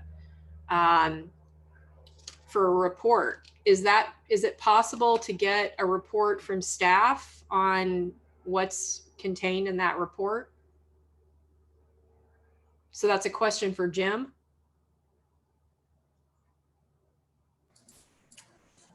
Commissioner, my intent was to work with the RCD over the next 4 weeks or so and develop a staff report and draft comments for your consideration at the November 18th board meeting.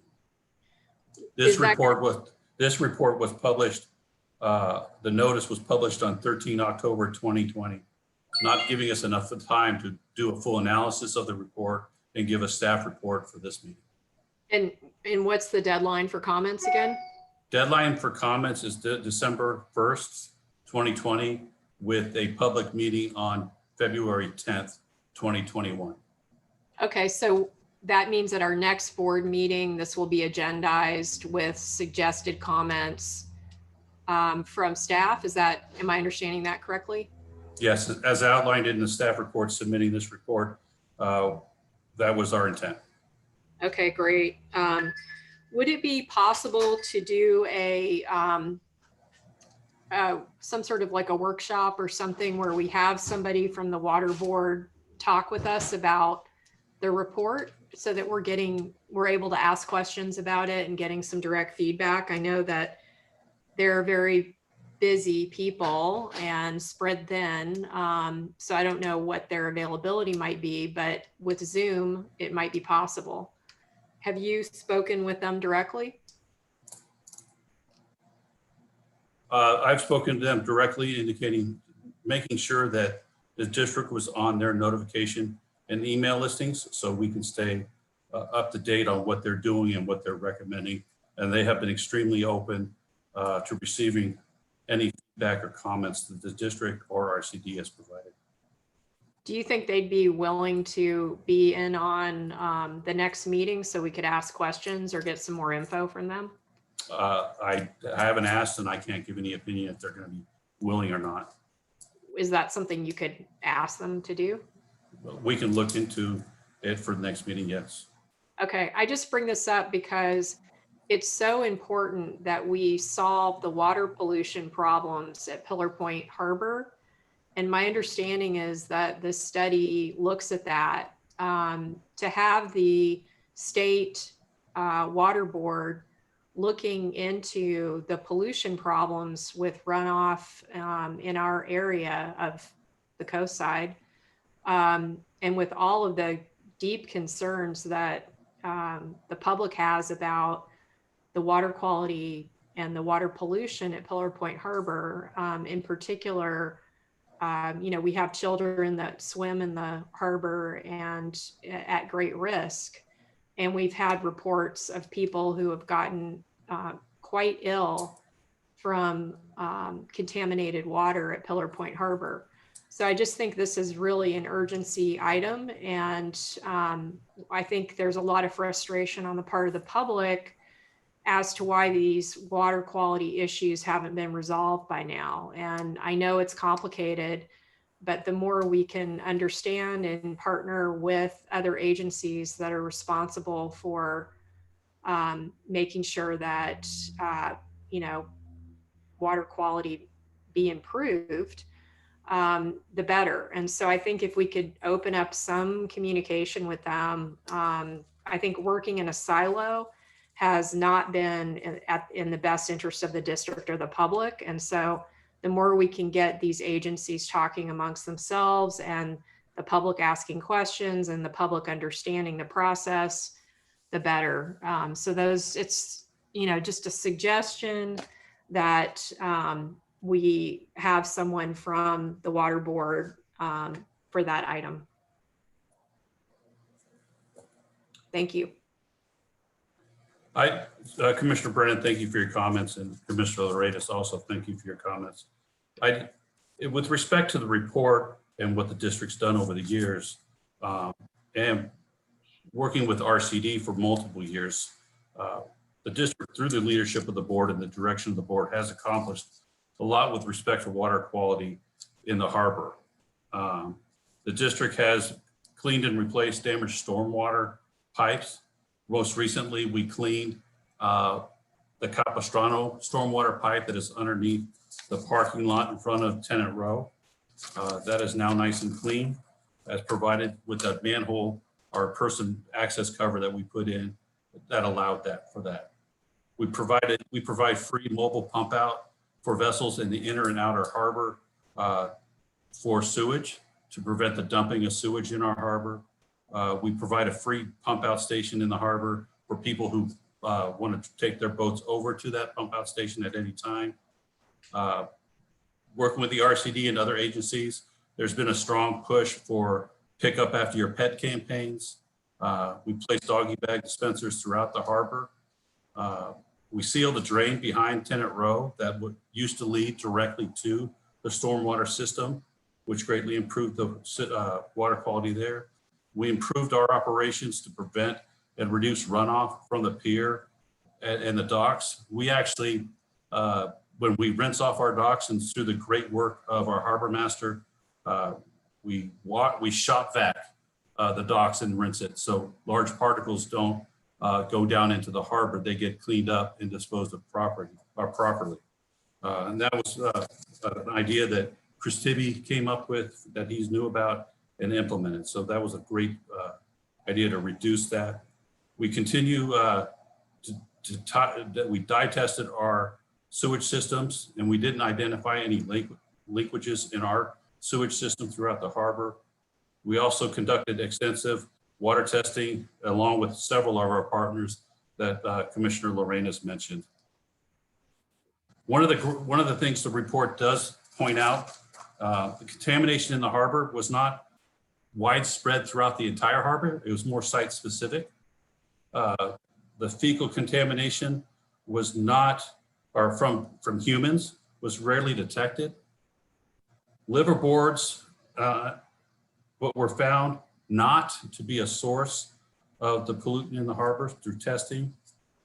The major source of pollutants were deer, dogs, wildlife that were coming in through the creek and through the stormwater systems into Pillar Point Harbor, outside the control of the harbor district. But with RCD, we've been working hand in hand with our partners to try to address those issues as best we can to reduce those contamination. Most recently, as published today by the weekly beach and creek water sample results from San Mateo County. No beaches within Pillar Point Harbor are posted as exceeding as of the October 19th sampling. I have to dig into a little bit more on what that means, but that's a good thing that Pillar Point Harbor is not listed on this week's testing cycle as being contaminated at those harbors.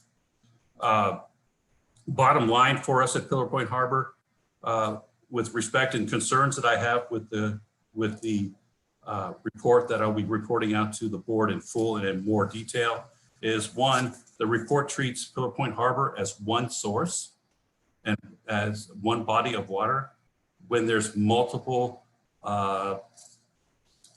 feeding stormwater outfalls in areas which drain into different stormwater outfalls into the harbor, each with their own source of bacteria that come out through that, be it deer, cattle, or other wildlife.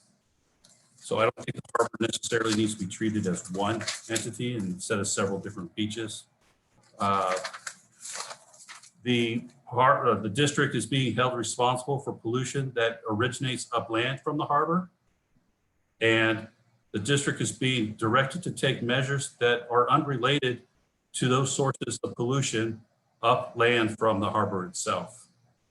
The district is also being directed to, per their staff report, to conduct very expensive and expansive testing and monitoring for pollution that is not originating in the harbor itself.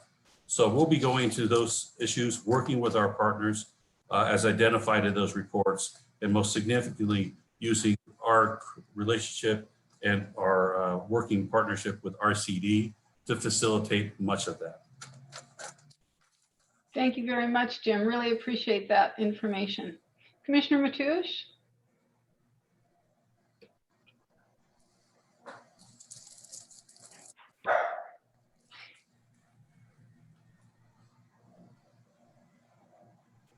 I just want to also point out that we've invested $300,000 over the next few years of looking at our water quality and issues, and we're partnering with different groups. So it's important to say that we're not operating in a silo. We're working with the community, and we're doing what we can with others. Thank you, Commissioner Mateusz. Commissioner Lorenz, you have your hand up. Thank you. Jim, you did a great job once again. I really appreciate the long explanation of what the district has done partnering with RCD. It's been an absolutely great collaboration, and there's no question that we've made a lot of progress. And I was happy that I pulled this just to hear that. I also have a few comments. If it's possible, it would be great to just have a workshop before we have to send in our comments. I completely agree with you that there's some issues with the report that need to be adjusted based on our perspective. And I think the Regional Water Quality Control Board would very much appreciate that. But not only that, it gives us a chance to put a little leverage on some of the organizations that should be helping us solve these problems, because the report does point upstream of the watershed and expects us to do something about it.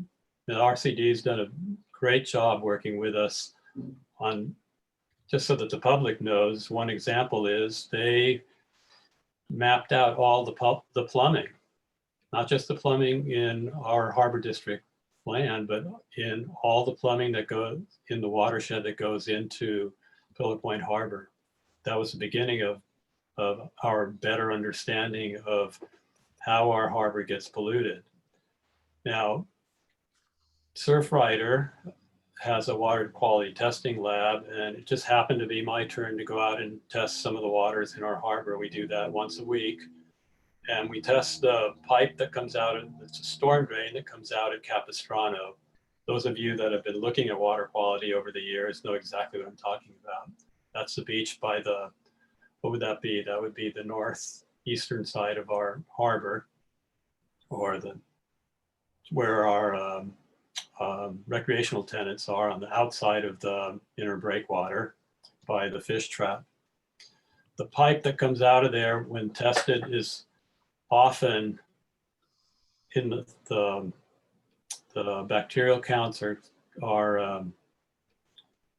1,000-fold higher than what the AB 411, the bill that requires the Environmental Health Department to post signs, consistently 1,000 times higher. When I tested it last week, it was 8,000.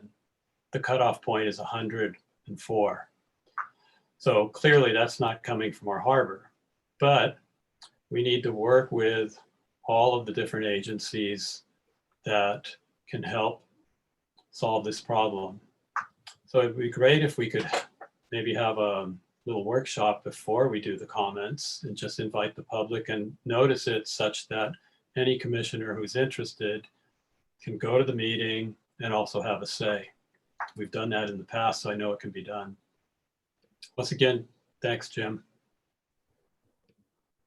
I'm just going to say that I sent a photo of the warning sign at the outfall of the west end of Capistrano Beach to the county to let them know that the signage is inadequate, needs to be replaced by a larger and a legible sign that will warn visitors of the outflow pollution danger.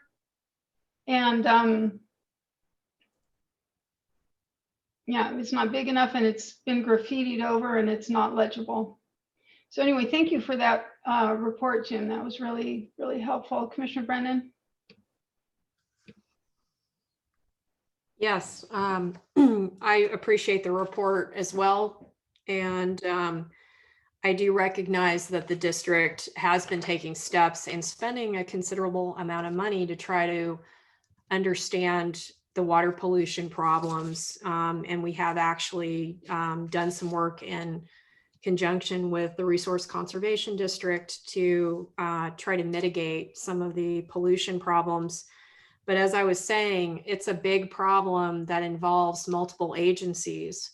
And one of those agencies that we should be partnering with in trying to solve this complex problem is the county. Pillar Point Harbor is located in an unincorporated area. All of the runoff that comes into the harbor is coming from the unincorporated area, which the county is responsible for.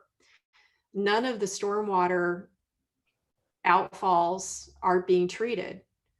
That's a completely unacceptable situation. There are many different things we could be doing to treat the water before it goes into the harbor. And the RCD has proposed some solutions and I think done a couple of experiments or whatever in the past, but there's never been any sort of full-scale implementation of water treatment before it enters the harbor.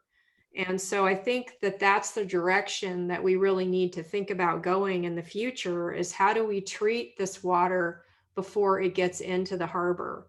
And working with the water board, which is a state agency, and having a workshop with them might help everyone become more informed about how this problem is widespread. In San Francisco, runoff water is treated before it enters the bay. That's how they do things in San Francisco. Here, zero treatment. There's no like bioswales or sewage treatment of stormwater or anything like that. And so all the heavy metals, all the toxins, everything that's on the streets in the industrial area of Princeton by the Sea, and also pet waste that's running off the hills of El Granada, all of that just runs right into the harbor, completely untreated, with nothing to improve the quality of that water in place. And so it's no wonder we have this chronic water quality problem. There are simple solutions to this problem, but it takes money and it takes a coordinated effort and it takes a plan. We need a plan. And so if the water board can help us help perpetuate a plan and with a call to action in their report, I think that's fantastic. But I think what we need to make sure of is that whatever the action items are coming out of their report are actually going to make meaningful change and improve the water pollution problem at Pillar Point Harbor. So because this is such a big problem and it's so complex, I would urge the district to have a workshop or some sort of meeting that's noticed that everybody can attend, including the board members, special meeting, and invite the other agencies if they're interested to participate, because we all have a stake in this, including the city of Half Moon Bay. Everybody's concerned about the water pollution at Pillar Point Harbor. We want to be able to use the harbor for multiple purposes, and some of that means human-powered vessels. People want to swim. We have triathlons where there's swimming involved. There's stand-up paddle boarding.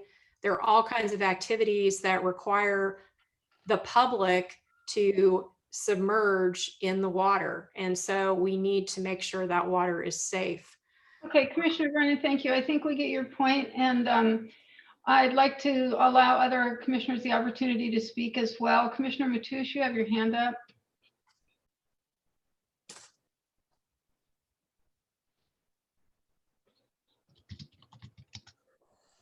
You need to unmute, Tom.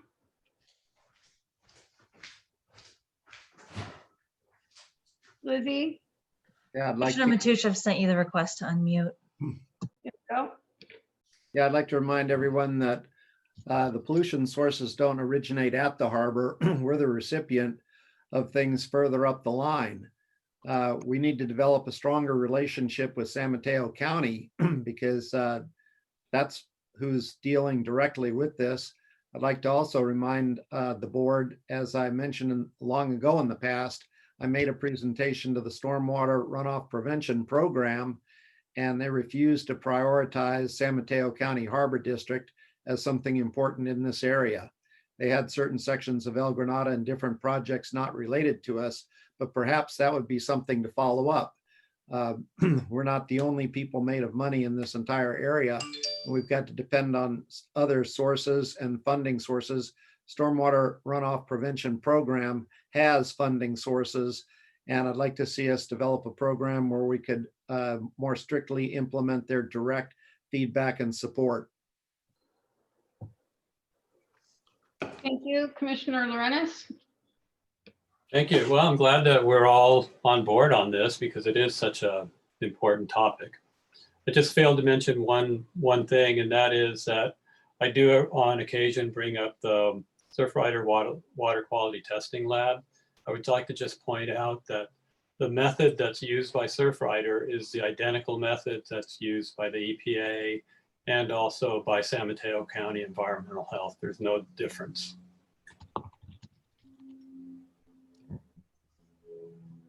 Commissioner Chen Crawley. Thank you. I'm glad that we all care about water quality, which is something that we've been discussing for many years, and I hope that we continue to work on that. I appreciate your report and your update, Jim. I think it was probably one of the more accurate things today that we've discussed. And I also want to give a shout out to RCD, and just to let people know that we have had the pleasure of working with them for many, many years. And even though, we've had to readjust our budget to reflect at least temporarily the COVID situation and the economic downturns or, economic stresses, we continue to fund and invest in our relationship and partnership with RCD to the tune of $300,000 for the next 3 years or $100,000 a year. So I'm glad that we were able to continue that. And I really appreciate the relationship that we have with RCD. I also think it's important that we have continued relationships with, some of the community organizations like Sea Hugger. I know that they're trying to make a difference, and, we should just continue that relationship so that, maybe we can work with them as well. I mean, with the Sediment project, I mean, it seems like a small deal, but the technology is very interesting, and it's something that maybe we can leverage in the future to, as one additional mechanism to keep our marine waters clean. That's great, thank you. And we have just begun mitigation efforts. We spent a couple of years spending a lot of money on monitoring of water quality, and just this summer, we began our mitigation efforts. And one thing we know is that dog waste is our biggest problem, not sewage. One dog dropping has the equivalent bacteria count of 12,000 bird droppings. So we are going to be doing an educational campaign. We do try to do what we can in the surrounding communities to let other people know up pipe what's happening from us and how they, as members of the community, can help mitigate these problems. Commissioner Brennan? Yeah, thank you. I just wanted to mention that actually we've been working on mitigating these problems for many years, so this is not new. One of the things that's been pointed out is that when we hopefully do renovate Johnson Pier, we can correct a problem that we have currently, and that is wastewater is coming off of the pier untreated. And that is not an acceptable situation. There needs to be a proper drainage system installed in the pier, and that water needs to drain into the sewer system for treatment. So all of the wastewater from Johnson Pier should be treated. This is a problem that's been pointed out for years. And I know that John Moran's aware of it. And in the past, he has indicated that treatment of this wastewater would be something that would be dealt with a pier renovation. But I just want to keep it on everybody's mind that the longer we delay the renovation of the pier, the longer we delay treating this wastewater that's going directly into the harbor. Thank you. Great. Are we ready to move on? Sounds like. So these comments on item number 7. Is that correct? That is correct. Great, thank you. So we're moving on to commissioner comments. Item number G, commissioners may make public statements limited to 2 minutes. And Melanie, can you get the timer ready for that, please?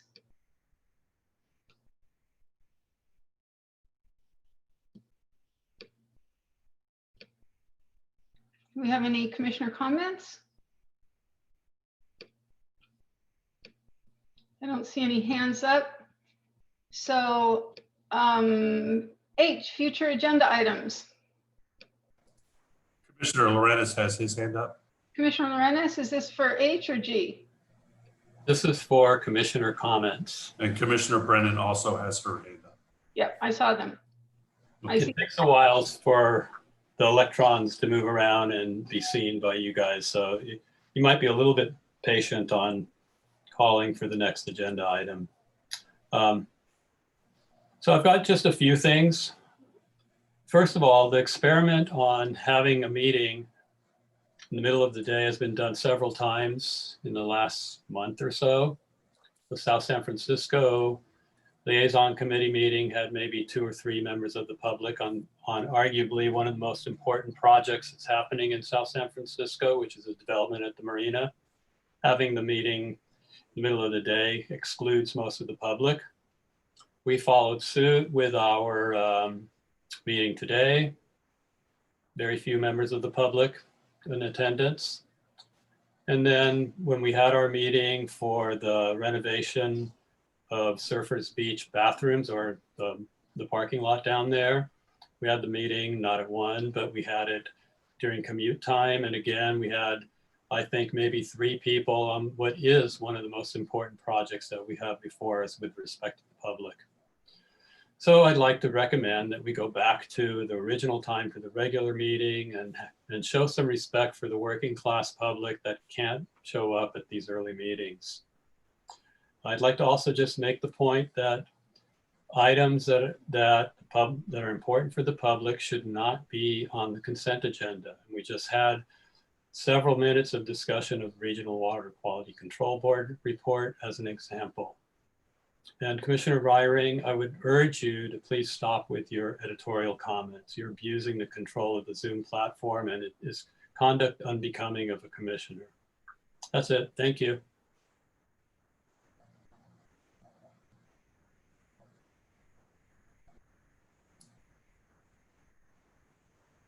Commissioner Brennan?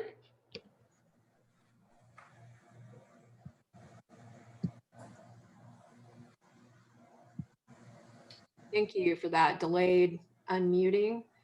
I have comments for both of these agenda items, for commissioner comments, and then also for future agenda items. So I want to make sure that I have an opportunity to do both. First of all, I just wanted to follow up on what Commissioner Lorenas said and remind everybody that the Half Moon Bay Review wrote an article, and in that story, they said that the San Mateo County Harbor District is the only special district, and there are no city councils as well who conduct meetings during the workday. There is one special district in this county that I'm aware of that has a semi-daytime meeting. I believe that meeting starts at 4:30, 4 o'clock, 4:30, and that's the Sequoia Healthcare District. Not a single other agency outside of the Board of Supervisors in our county is conducting meetings when the public is at work and when commissioners are at work as well. I have a job, I run a business. It's very difficult for me to attend a daytime meeting. Now, I'm leaving the board at the end of December, so maybe it doesn't matter to all of you, but I think that it's pretty absurd to expect that the public be able to attend a 1 p.m. meeting. And I'm not going to go into all the details I went into last time about how outrageous I think this decision was, but I would like to request that we put this on the agenda for our next regular meeting to discuss meeting time and to consider moving our meeting time back to 6:30 p.m. when the public is able to attend and when people that are commissioners, we don't know who the commissioners are going to be next year. There may be some new ones, there may not, so that those commissioners have an opportunity to attend the meeting without conflicting with their day job.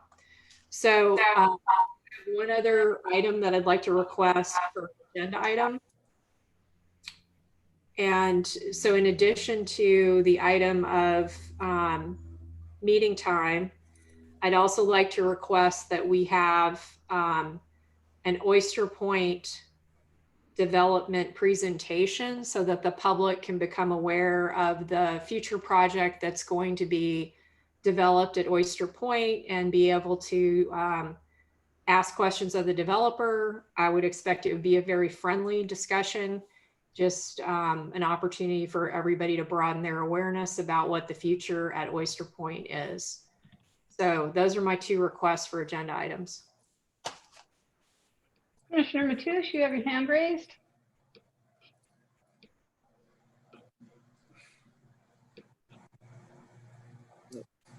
I just want to say that I went over to Oyster Point to look at the progress.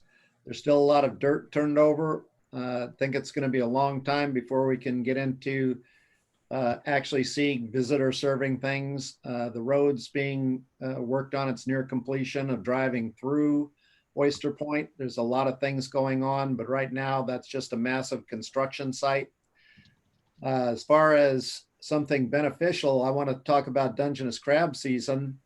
On recent bird watching trips, the majority of the whales and blue whales, humpbacks and blue whales, were out on the shelf, which is good news for crabbers. The shelf means about where we're dropping off from 600 feet going down to several thousand.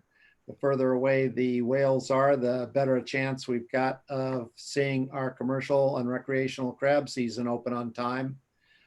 There was a tagged leatherback sea turtle that was heading towards Half Moon Bay. He's changed courses and he's progressing back out to open ocean. So those are all beneficial for things that are coming up regarding the Harbor District in the very near future.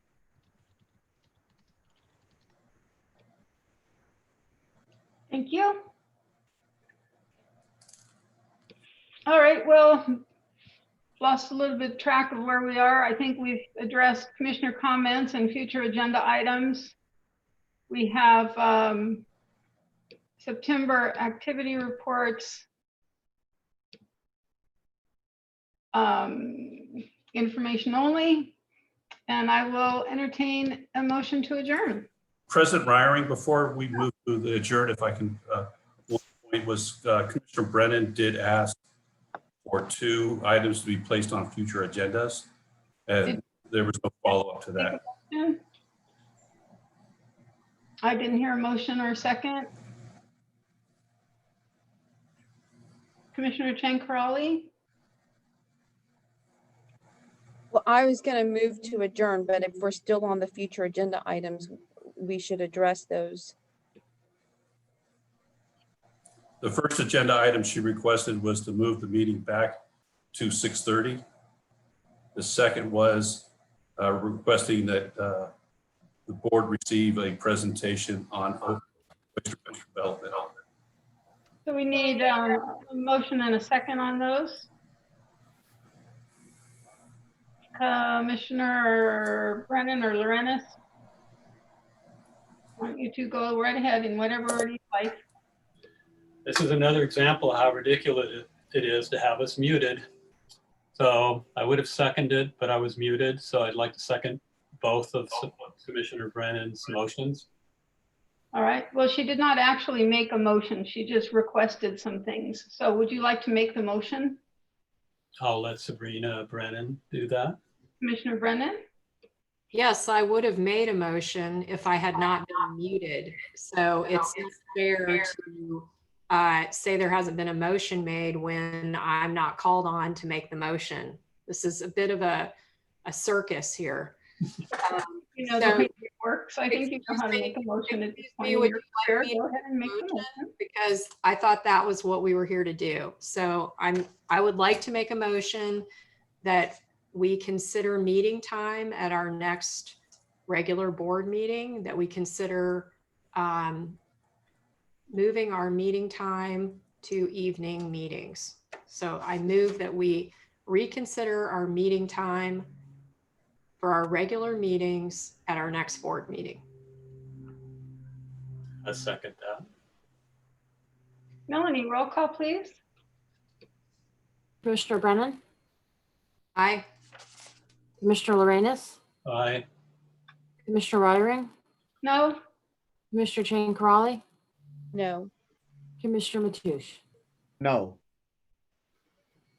Okay, I will make my next motion, which is to have a presentation about, I guess I should say, a presentation from Oyster Point Development, similar to the presentation that was received by the Oyster Point Liaison Committee at our next regular board meeting.